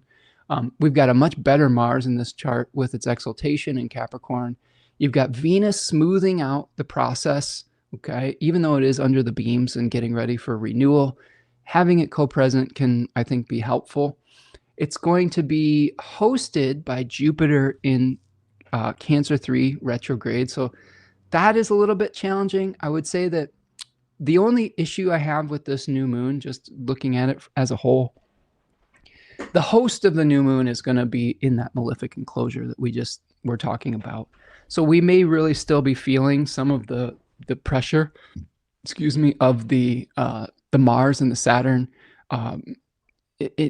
types of individual experiences with Mars encouraging us. We'll get there. Encouraging us to make a new start, and then Saturn bringing us an awareness of where we are sacrificing for that dream. What else with this new moon? I would say that the square to Saturn really stands out to me. When we're trying to make a new start, we are feeling compelled to move, to finish, to get towards the finish line, but there are obstacles in the path with the Saturn-Neptune square. So just be careful about burning yourself out emotionally, spiritually at this new moon. This one is going to get us into the new year. And then I think the next new moon that we have after this, our full moon, the full moon that we have is in Cancer. So we have a Cancer full moon for this cycle on January the 3rd. So that might be when we start to feel a little bit of the pressure starting to alleviate. And then the malefic enclosure is done on the 7th. So we will talk about this new moon in greater depth in a full live stream. So make sure you tune in for that. Sign up for the newsletter, notifications, etc. So here we have on the 20th. The 20th is another day where we have a couple things happening at the same time. There we go. Where are we at here? All right. So here is the 20th of December. And now, just if you're disorientated, now it's a Leo rising chart, just randomly. But now we have Mercury at the bending of the nodes. Okay. So Mercury is at about 11 or 12 degrees of Sagittarius, and it's going through its own transition period, moving away from the south node, the point of release, and towards the point of increase, the north node. So the differentiation that you would feel with this versus the other bending of the nodes is that you want to really look at your Gemini and Virgo areas of your chart. So the Gemini and Virgo areas of your chart are going to be affected by this bending of the nodes. In this arbitrary Leo rising chart, we have Virgo as the second house and Gemini as the 11th house. So for example, there may be a transition from an individual way of supporting yourself towards a joint way of supporting yourself through your creativity, if you're a Leo rising, that will bring in your relationship to group consciousness with the 11th and the second house. So that is a way to analyze that. You're also going to see the sun squaring Neptune on the 20th. This is my partner's birthday, by the way, so make sure to wish Tanya happy birthday on December 20th. And this is a sun square with Neptune, where we just have to be kind of careful about how we view ourselves, right? How we view our roles out in the world. We might be really like being a little bit idealistic about what our roles are going to be moving forward. We may be getting emotional about the way that we present ourselves out into the world, about our visibility. We might be a little bit exhausted from trying to become more visible. I know that we have a lot of 12th house energy in this channel. I'm a 12th house sun and Mercury. My partner is a 12th house sun and Venus and Neptune. And we have a lot of 12th housers here. And one of the challenging things about being a 12th house sun is visibility is sometimes kind of painful. And I do my best here. I have the moon on the midheaven, so that helps in Taurus. But being visible every day can be really exhausting. And I think the Sun Neptune square, it feels a little bit similar to me to like maybe a 12th house sun, where we're just kind of getting worn out with being visible, especially in a period of time where we're at sort of peak darkness, right? This is right around the solstice, where we are really at the weakest point for the sun as far as its declination goes. Maybe not necessarily weak as far as its dignity in the sky, but it's definitely, the light is kind of weak and it's ready for a return. So I guess just pace yourself on these days. Try not to force yourself into visibility if it's uncomfortable. I know that a lot of people who have online businesses feel a lot of pressure to be visible day after day after day. But I think there's ways to take breaks from it too, so that you're not just a slave to the algorithm. We try to do that here, but this is the other part of the reason I like long form content is I can be visible for like 3 hours a week, and then the other part of it I need to just like, okay, I gotta go hide again, you know. But mostly I'm working with clients and working with my classes and things like that. So how do you find the rhythm that works for you with visibility with the Sun square Neptune? Now, let's see.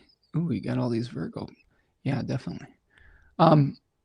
The other thing that's happening on the 20th is our good friend Venus is going out of bounds.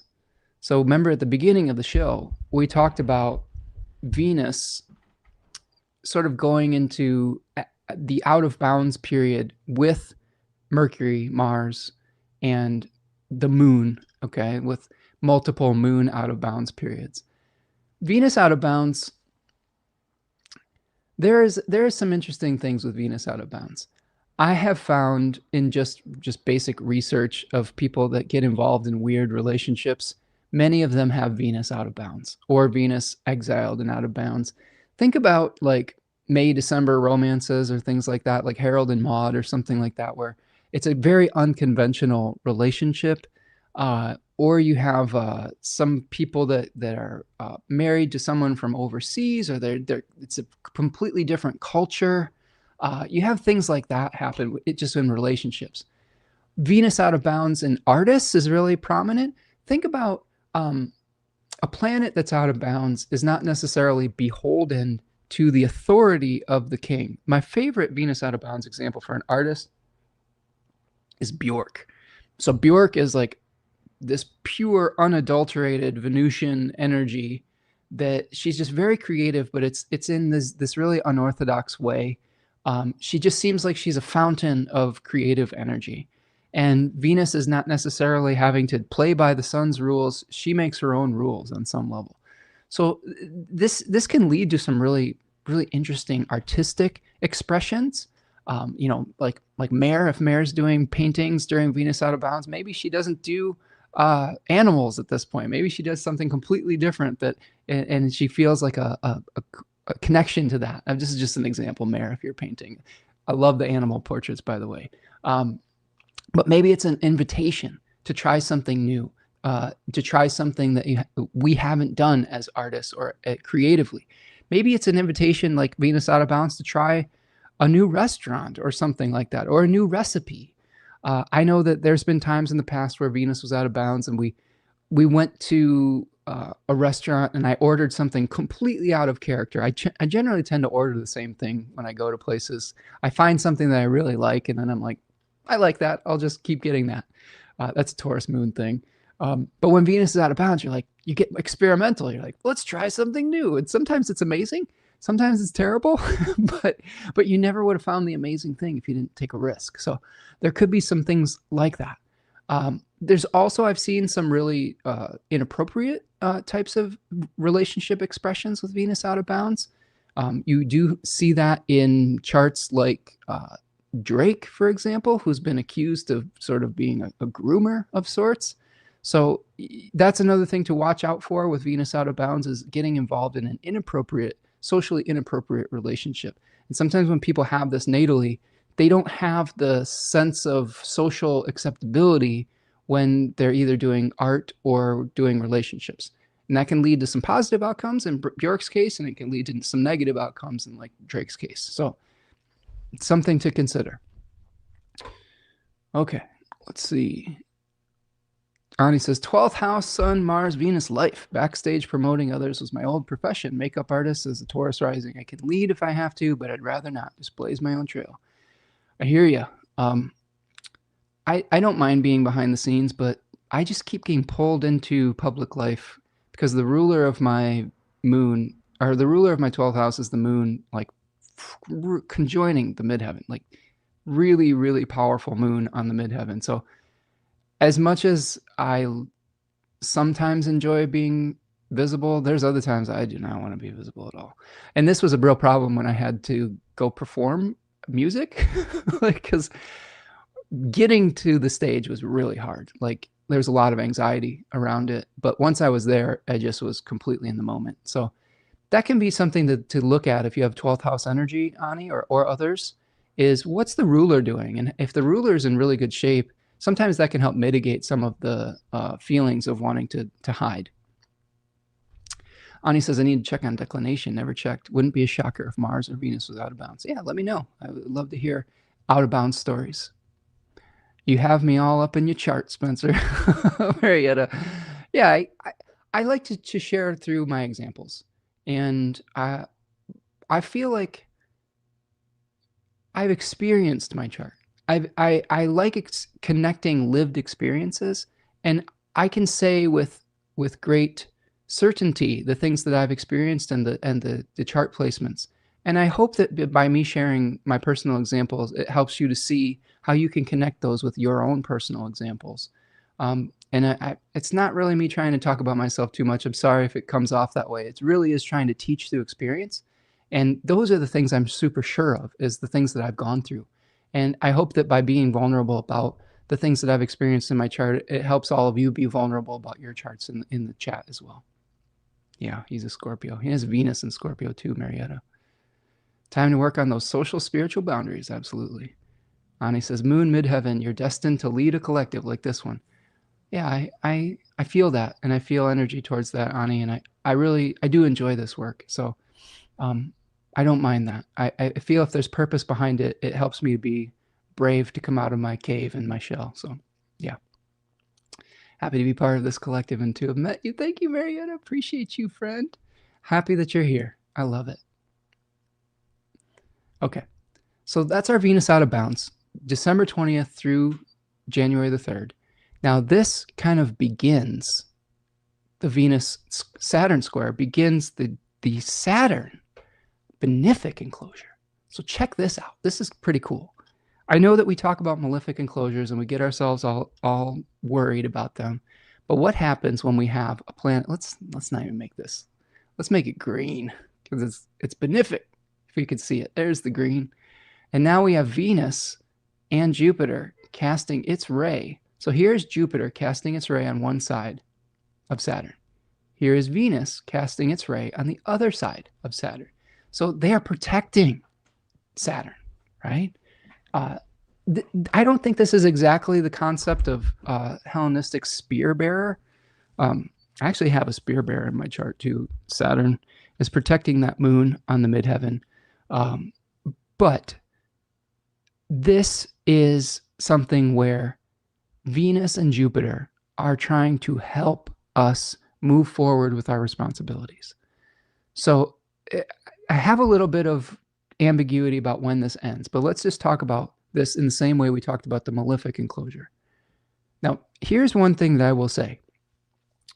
There are people in the collective right now that are prominent figures that have a benefic enclosure of a shitty malefic. The president is one of them. He has Saturn in Cancer that is benefically enclosed by Jupiter and by Venus. Having a benefic enclosure of a malefic does not necessarily mean you're going to do good works. Sometimes what it can mean is that you can get away with doing terrible things, as he has famously said that he can get away with shooting someone on Fifth Avenue and get away with it. So be careful about that.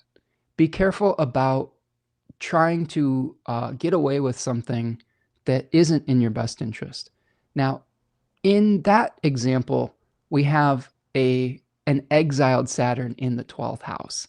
So probably someone not acting with their best guardian angel. They're probably getting away with the kakos daimon, right? The bad spirit in the 12th house. And this a really funky Saturn there whispering in their ear to do terrible things, and they get away with it. Now, this Saturn, it might be in your 12th house if you are an Aries rising, so be careful of that, I guess. But it doesn't necessarily have to be that same energy. This could be a need to commit to a dream, commit to an ideal. And it may show you all the things that you need to do, and it may smooth the process out. So Venus in Sagittarius 3, I think will help you, give you the energy needed to take action on your dreams and to smooth out that process.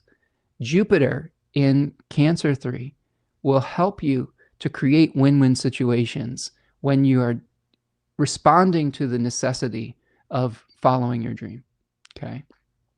And I think that this is interesting to me because I'm thinking about when this ends. And as we discussed earlier, let's see, it could possibly end. I'm going to move the chart a little bit forward here. It could possibly end with Mercury moving into the 22nd degree of Sagittarius, right here. Okay. Oh, actually, well, that's the second point. The first point, it could end on the 24th when Venus moves into Capricorn, because then Venus would be casting its ray on one side of Pisces, But does it cross sign is the real question, because Venus would be casting its ray still on the other side of Saturn to Aries. I know this might be a complicated kind of experience, but check it out. Hopefully we're learning something. This is story time, right? Learning time. Venus is casting its ray, a square ray now, to the first degrees of Aries. And Jupiter is still casting its ray on the other side, okay? Now, the question becomes, can it cross sign? I'm not exactly sure. I didn't live in Hellenistic astrology times, and I've done some research, but there is always more to be done. The other possibility of when this could end, if we assume that Venus can still benefically enclose a cross sign, is when Mercury moves to 22 degrees of Sagittarius. Now, why is that? That is because now Mercury is moving in between and breaking up the benefic enclosure, because it is casting its ray to in between the ray of Jupiter and Saturn. Do you see how that works? So that it's possible that it ends with Venus moving into Capricorn. It's also possible that it ends with Venus, with Mercury moving into that degree of Sagittarius and breaking it up from that position. Okay, so two possibilities. I'm not going to say one way or the other, but think about that. Let me know if you feel a shift, either the 24th or the 27th. I'd love to hear follow-up on that, right? Don't cross the streams. Okay, let me check in with the chat here. Oh, appreciate you, friend. That's how the clown gets away with this shit. Ani says, yeah, it's that benefic enclosure of Saturn has been really helpful for his continued empowerment, even though he's done a lot of horrific things to a lot of people. But we'll see. There's always things that can eventually break it up. Certainly he is not good for us poor disabled people. No, sir. And another reason that I'm not in alignment with his worldview. I tend to try to champion people who are having challenges, and he doesn't give a shit. And that is very much out of alignment with what I believe in. Ani says, geez, those fixed stars is pretty much unstoppable until he goes too far, patiently waiting. We'll see. We'll see. There's some heat coming in the next few weeks for sure. But you know what I will say about all that, friends? When the macrocosm feels out of control, how do we try to take back our individual empowerment through, I don't know, through reflection, through being able to join up with others that we do agree with, to be able to support one another. I think that's the real key. I was going to go in a direction of like, how do we start reflecting internally? And I don't think that's really enough. I think that's part of it. I think that our own well-being does not necessarily have to be completely tied to the whims of oligarchs, but it would be naive to say that it isn't on some level. But I think those are the times when we need to join together like we're doing here today and have discussions about how we can support one another through challenging circumstances. So let's figure out how to do that. Yeah. Wonder if that's happened to Judas. Judas was born under Capricorn. Maybe he had a benefic enclosure. Definitely getting there. Basically called for the unaliving of Congress members. Yeah, all sorts of crap. I mean, I'm not surprised by anything the guy says anymore. So don't cross the streams, Marietta says. Yeah, that does look sort of like that, doesn't it? Another theory as to why the orange one got away with bad deeds, a traditional condition called a bodyguard. Technically, he'd need a Virgo rising, but 2959 Leo 1 might nudge it. Yeah, spear bearer. That's what I was referring to before. I actually have a spear bearer in my chart. Saturn is spear bearing my moon on the midheaven. And I would say that I don't know if I've gotten away with terrible things, but I've definitely had support in my life to do the things that I need to do to, like this. I would say the support of my partner has been invaluable. She's my spear bearer, you know? So It's interesting to me that as her condition changes, Saturn, the spear-bearing planet, is moving into its fall, into Aries. So I don't have the support of the same type of support from her that I would have had in the past to be able to do this type of work in the way that I'm doing it. So I will probably have to change some things because of that. And who knows where that will lead. But I think it's a really fascinating kind of technique to explore. If you're interested in learning about spear bearers, it's not super easy for me to explain on this this broadcast in the time that we have, but I would highly recommend looking at Demetra George's Ancient Astrology in Theory and Practice, Volume 1 and 2. She has a whole chapter on spear bearers. And basically, it's a planet that has to meet a number of conditions for an exalted or a domicile planet that's conjoining one of the angles. And in my chart, it's the moon that's conjoining the midheaven in its exaltation that's protected by Saturn. So look it up in Demetra's book if you can. And if you have any questions, feel free to reach out to me. Yes. Okay. The orange one. Okay, let's keep going. So the good news is that I think we have some protection for answering the call of responsibility if we're going to try to contextualize this. You probably have some support of your physical energy, maybe, with Venus moving through Sagittarius 3. There's Jupiter trying to help, even though it's retrograde, from Cancer 3, where we might have some really good ideas about how to increase our prosperity without diminishing others. Really important questions to ask with that moving forward. Okay. Now, this brings us to our final decan. Okay, we've got a few more things to go.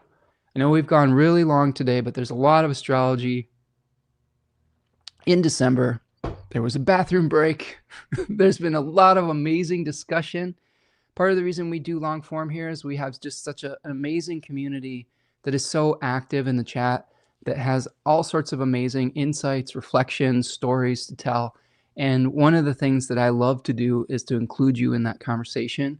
And if I've skipped over any of your comments today, I apologize. I trying to keep it within 4 hours. I have to pick and choose sometimes, but I do appreciate all of those comments.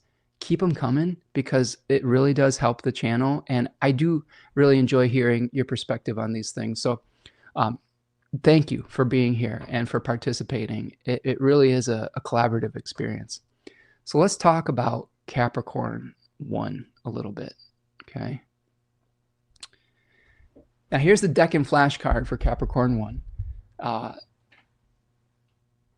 You can download these with the purchase of my webinars, which are on sale for 50% off at the store. You get the digital Decan flashcards along with it. Recordings, PDFs of the slides, it's all in there. So we're now we're moving from a Jupiter ruled sign to a Saturn ruled one. And this first decan of Capricorn is ruled by Jupiter as its face ruler. So a strange bedfellow as a ruler, right? Because Jupiter is in its fall in Capricorn. Book T calls it the Lord of Harmonious Change. Book of Thoth just calls it the Lord of Change. Austin Coppock calls it a headless body in 36 faces. And he talks about the descent of consciousness into a body. So the spirit here is Asclepius, and Asclepius was the ship surgeon on the Argo. So taking care of the body, taking care of our health so that we can do all of the things that is required of us. One thing that happens a lot in Capricorn 1, though, is the weighing of different possibilities. In the Decanic literature from both Austin Coppock and Susie Chang, two of the, I think, most prominent authors, or the ones that I've been exposed to. There's probably others. But they talk a lot about genus loci. And genus loci is the spirit of a place.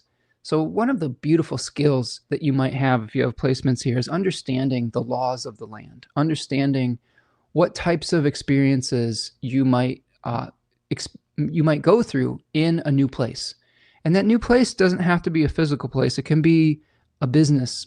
It can be a business place. It could be a new project. It can be a new, type of, I don't know, recipe that you want to create. It could be whatever, something physical. Can you tell I'm getting hungry? Because I'm like, maybe it's a new thing that you're going to eat. We're a little punchy today, friends. So usually I have a little bit more decorum, but there's something in the air today. Maybe it's a Sun Uranus opposition. Maybe it's just the planets moving into Sagittarius. I hope that you're having fun with me today, though. We're just kind of unfiltered. All right. Ani says, normally I have a 2-hour attention span, but I make exceptions for good talks. I'm trying my best. Great Asclepius, Skill to Heal Mankind. You have my attention. Makes my Orphic hymn listed. Great reference there, Ani. That's an Orphic hymn that I do every morning to pray for good health. So Sun in Capricorn 1, December the 21st to December the 30th. The winter solstice begins in Capricorn 1, the return of the light. Here we have the lemniscat, where we are sort of seeing the shifting of directions of the sun. And that shifting of directions is very literal, because now we see the sun starting to rise in relationship to the ecliptic rather than to fall. Okay. So we're seeing maybe a return of hope. I like to make New Year's resolutions in Capricorn 1. I think that at the winter solstice, I'm weighing all the new possibilities, and I'm starting to think about what I want to commit to for the next year ahead, right? Instead of just having it be on an arbitrary calendar date, you can come into alignment with the seasons and with the decans by doing so, making a list of what you want for you and what the pros and the cons of exploring any of those might be. So as we move forward with this, we'll bring our chart back up here. So here we have the Venus-Neptune square right before Venus moves into Capricorn. Remember, it's a pattern.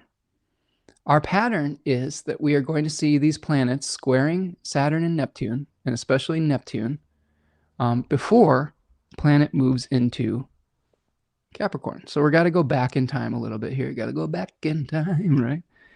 Anybody go see Back to the Future in the theaters? Me and my partner went and saw Back to the Future in the theaters for its 40th anniversary not too long ago. It was amazing. I love that movie with all my heart.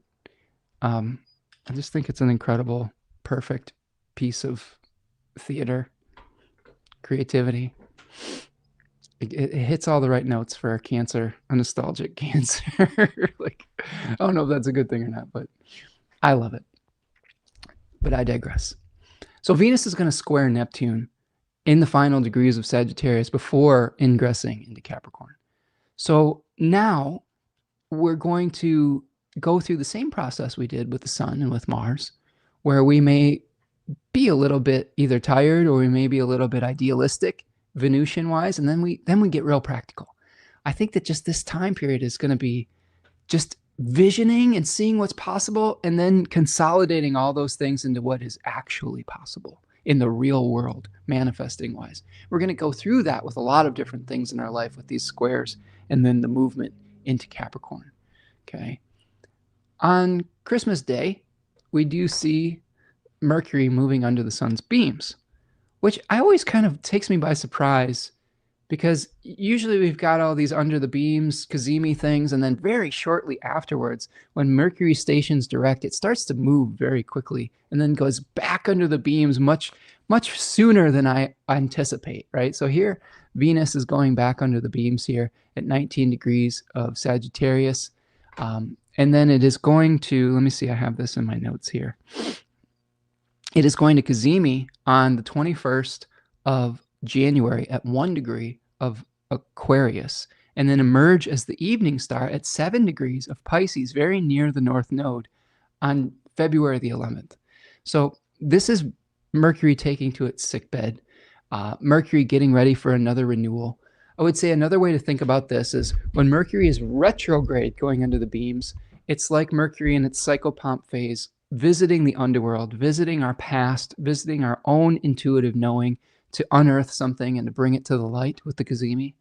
When Mercury is going under the beams direct, it is more like Mercury visiting Olympus and getting a message from something outside of ourselves, like from the divine, from God, from, the universe, however you want to describe it, from Zeus, because Mercury was the messenger of Zeus, the leader of the gods of Olympus.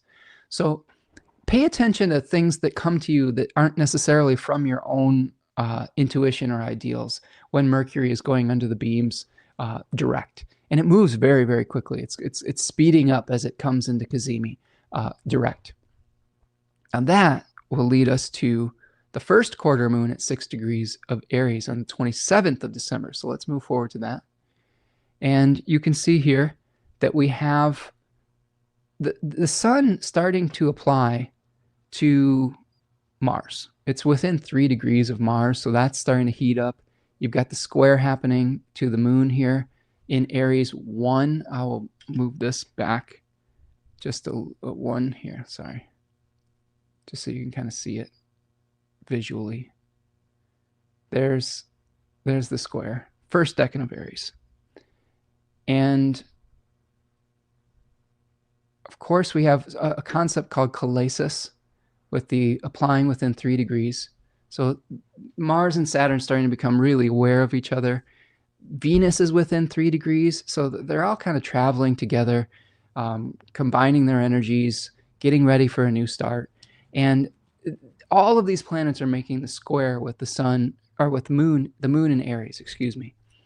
So as we try to figure out where we want to plant our new seed, where we want to plant our new material reality, which land, we want to start to cultivate, we may have to step out and take a risk.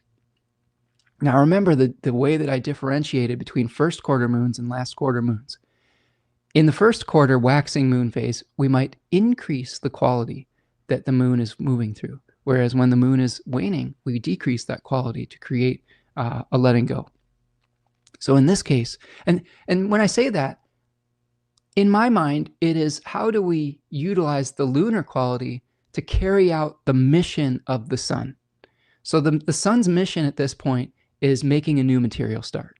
So the moon is asking us to increase our risk-taking, our need to advocate for our own individual needs, rather than always just maybe throwing ourselves under the bus, right? So this is an important time to take a risk, to take your own needs into account, to be very practical about how to do so, and that's all going to be kind of manifesting through this first quarter moon. There may be some challenges to doing so. You may be trying to make a new material start, but you may have some fear around being seen as selfish or seen as too self-centered. Those are real risks around that, but sometimes we do need to take our own needs into account if we want to be successful making a new start. That leads us to the Mercury out of bounds period. So here is Mercury out of bounds, and this is happening from the 28th to January 15th. Now this is kicking off a phase where, both Mercury, Venus, and Mars are all out of bounds. So things could get a little wild here. Mercury is going to be out of bounds from 23 degrees of Sagittarius to 22 degrees of Capricorn. So we might have a lot of strong opinions about things. We might have a lot of ideas about how to create material security moving forward that are outside the box. The moon moves out of bounds on the 30th. So this is where we see all 4 of those planets, the moon, Mercury, Mars, and Venus, all out of bounds starting on the 30th. And that kicks off like a Mercury square with Saturn. So all of the topics that we've been talking about with squares with Saturn, the ability to move forward with our worlds and to honor the vision, the internal vision, all of those themes are going to be coming to the fore. We may have some communication that feels a little bit heavy around the Mercury-Saturn square, and that may exhaust our physical body with the moon out of bounds as well. So, friends, that's your astrology for December. 3 hours and 23 minutes later. Just a little preview of January. So we've got Venus, Mars, and Mercury all going Cazimi. Venus and Mars are going to Cazimi in Capricorn. Mercury is Cazimi in Aquarius. All of those planets are going to oppose Jupiter retrograde in January. So it'll be very fascinating. And then after they do so, conjoin Pluto in Aquarius. And Neptune's going to be moving into Aries. So things to look forward to in the new year ahead. If you need help navigating all those, please don't hesitate to reach out for a reading. I love working with you. I would be more than happy to help guide you through that period moving forward. Make sure that you're taking advantage of the sales for all of the digital material that I have on my webinar things. There's so many ways to learn astrology through that. I pour all of this detailed analysis into all of the things that I do, the recordings that I do. It's sort of like hanging out with me here, but you get it in a little bit more organized fashion, maybe potentially without some of the digressions that we have as we co-create together. So that's a great way to support the channel too, friends. It really is. So also, before I leave you today, make sure you're taking advantage of the sale over at Third Coast Mojo. Tanya does excellent work. So all of the things in the store are 50% off at the digital store on Spencer Michaud Astrology. Third Coast Mojo, all items are 25% off. It's a great way to mitigate difficult placements in your chart and to bring some positive energy into your life. You can find her on Etsy. So before we leave today, friends, let's talk about the hexagram. I got a hexagram for you for December, and it is developing gradually. Hexagram number 53, moving to the hexagram 52, keeping still. So I'm going to read you a little excerpt from Jack Balkin's Laws of Change, and then we'll talk about the animal for the month. Keep in mind that the animal is very interesting as far as speed goes. Is there any guesses? Any guesses? Maybe put your guess in the chat before I tell you. So the animal is a little bit contradictory to the hexagram. So I think that they are a nice balance for one another, because we're probably going to feel compelled to move like the animal, but I think that the hexagram is going to help us balance that out. So gradual advance, slow and steady development, progressing step by step, persistence, faithfulness. This hexagram speaks as a promise of future success, but you must allow the situation to develop gradually in order to realize it. The Book of Changes compares the situation to a long period of courtship, betrothal, and engagement. The parties must get to know each other and develop bonds of shared commitment and trust to accompany bonds of initial attraction. The couple's family must be brought together. Plans must be established. Ritual formalities must be observed. All of these things may take time. What is true of marriage is true of all other forms of courtship and persuasion. If you're trying to get other people to make a major commitment or to do something important, don't expect them to be convinced overnight. You must be considerate and allow them to move towards a decision gradually after they've obtained the requisite level of trust and confidence. Okay, so keep that in mind. So there's one changing line here. It's at the 5th place. It says, this story compares a wild goose to coming to the edge of a cliff. So this hexagram line says, the wild goose gradually approaches the top of the hill. For 3 years, the woman cannot conceive a child, but in the end, nothing can hinder her good fortune. Jack Balkin says the top of a hill is a comparatively high position where one is isolated from others and may thus become the object of envy or attack. Failure to conceive a child means that one's plans do not come to fruition. The more you progress, the more people may envy you. Your elevated status may make others feel insecure. Some may disparage you and gossip behind your back. Misunderstandings between yourself and other people that you care about or that you depend on may make you feel alone and particularly vulnerable. As a result of this isolation, you may make little progress for a time. Exercise patience. Temporary estrangements will eventually end, and you can begin to move forward again. Once you reestablish lines of communication, good fortune will follow. That to me speaks to not only the squares of all of these planets to Saturn, blockages, but also the malefic enclosure of Jupiter, right? Maybe we're trying to expand something, we're trying to move forward, but there's just some pressure where we're just not able to move forward right away, but eventually we'll be released from that. The way to move forward and to react to that energy, because I do think that December, if I'm thinking about it overall, December is a preparation time where we're getting clear on our vision. And then January is like, all right, let's go 4 o'clock. Okay. So if we keep that in mind, the next hexagram makes a lot of sense. Keeping still, the mountain, restraint, being quiet, attaining inner peace, enduring, taking one day at a time. The way to get through this is to be consistent. Okay. The Book of Changes, Jack Balkin says, teaches that you must make both your activity and your rest in harmony with the needs of the situation and the demands of the time.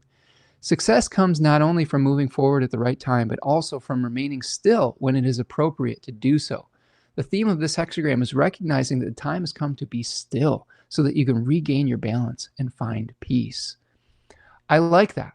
And I think that the other thing that I would offer with that is that oftentimes in our Western civilization, we feel like we have to go through a lot of activity during this time of year. When we become in alignment with the seasons, this is a period of rest. The winter is a hibernation period. We need to slow down. We need to keep still. This isn't the time for us to move super quickly. This is a time for quiet reflection and for moving at Saturn's pace when we move into the Capricorn season. Okay, I know that it feels like we've got to rush to get everything done in Sagittarius, and that's really going to, I think, lead us to understanding the energy of this animal moving forward. I want to see your guesses first. All right, so hold on a second. So we've got, this is awesome. All right, nice. Appreciate you, Marietta. Want to know something weird? I asked the I-Ching, when would the end come? I was told after completion. There you go.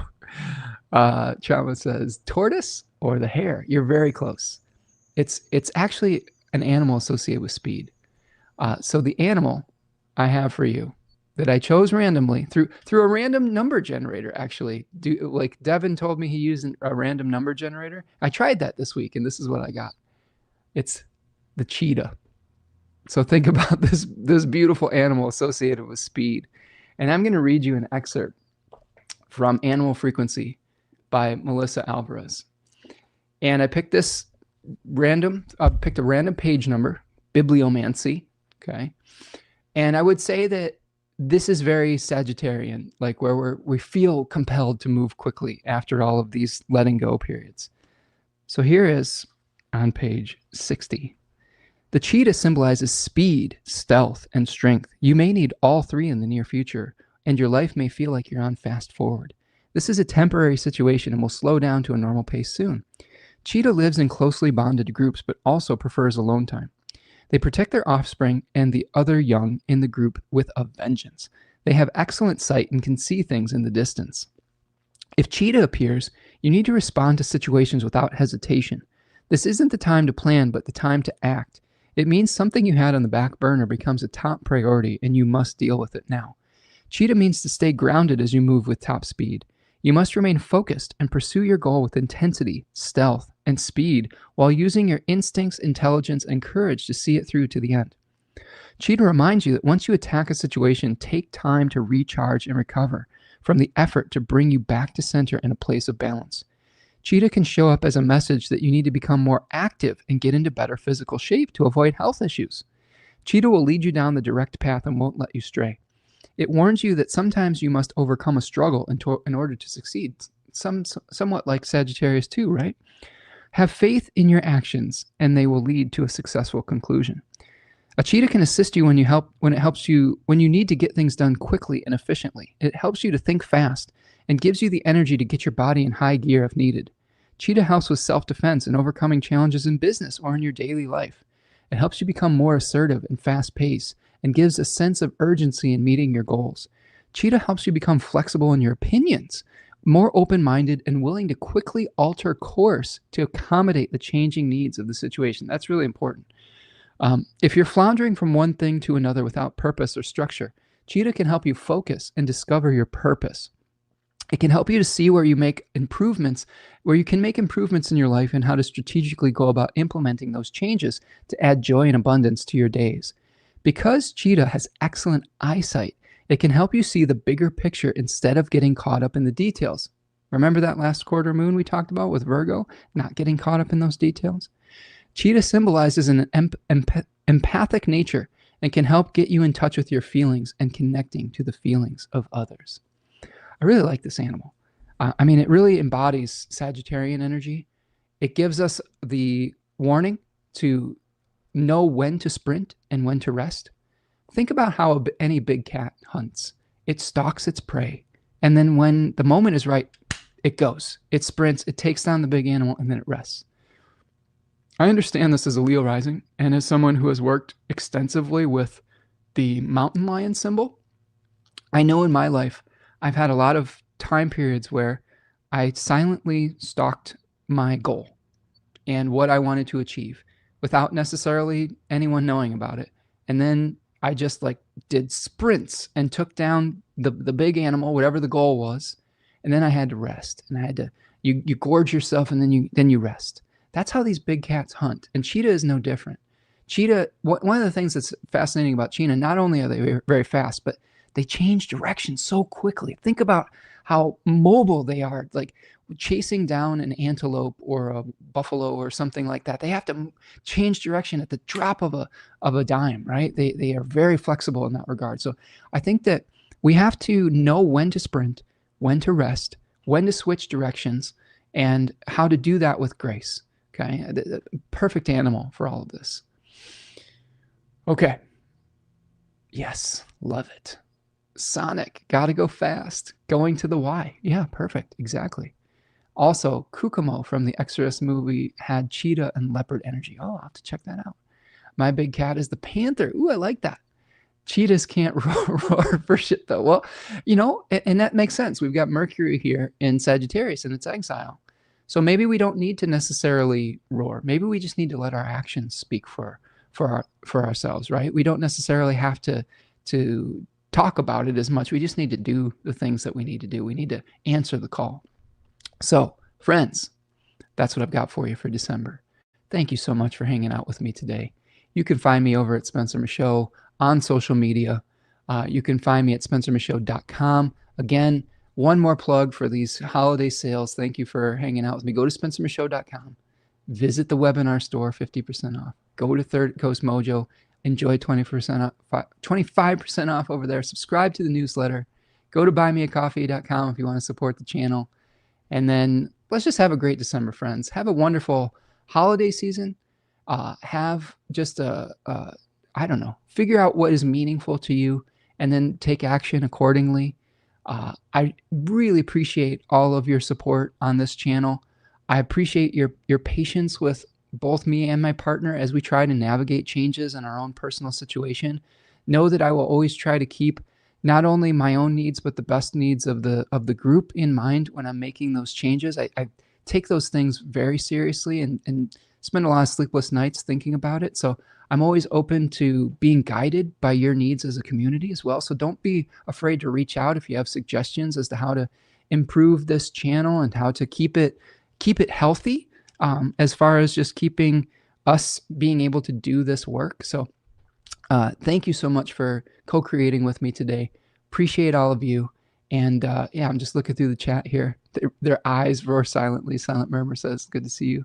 Thank you, Marietta, for being here today and for supporting my daughter's work as well. I really appreciate that. Thank you, Ani, for all your insights. All right, friends. Have a great weekend. Have a great December. And remember, be kind to yourself through these changes.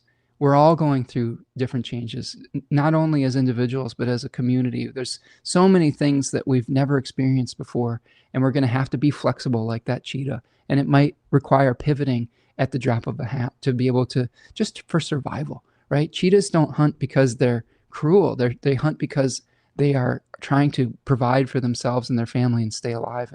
And that can be true with what we're pursuing too, is how do we to go through these changes for survival. I think it's a lot easier when we're kind to one another, and especially when we're kind to ourselves. Try not to beat yourself up if you're testing things out and it's not going exactly how you hoped right away. That's where the patience comes in. That's where the experimentation comes in. All of those things are going to be important moving forward. So thank you so much for being here today. Thank you everyone who showed up and has been commenting. Leave me a comment even after the fact too. If you're someone who watches after the fact and you've made it to this point, just send me a hi, send me a nice a wave, whatever it is. I really love hearing from you folks that are not necessarily able to make it live, but are watching after the fact. It makes me feel great that we're connecting in that way. So thank you so much for that. All right, friends, we'll see you the next time. Have a great one, and we'll talk to you soon. Peace.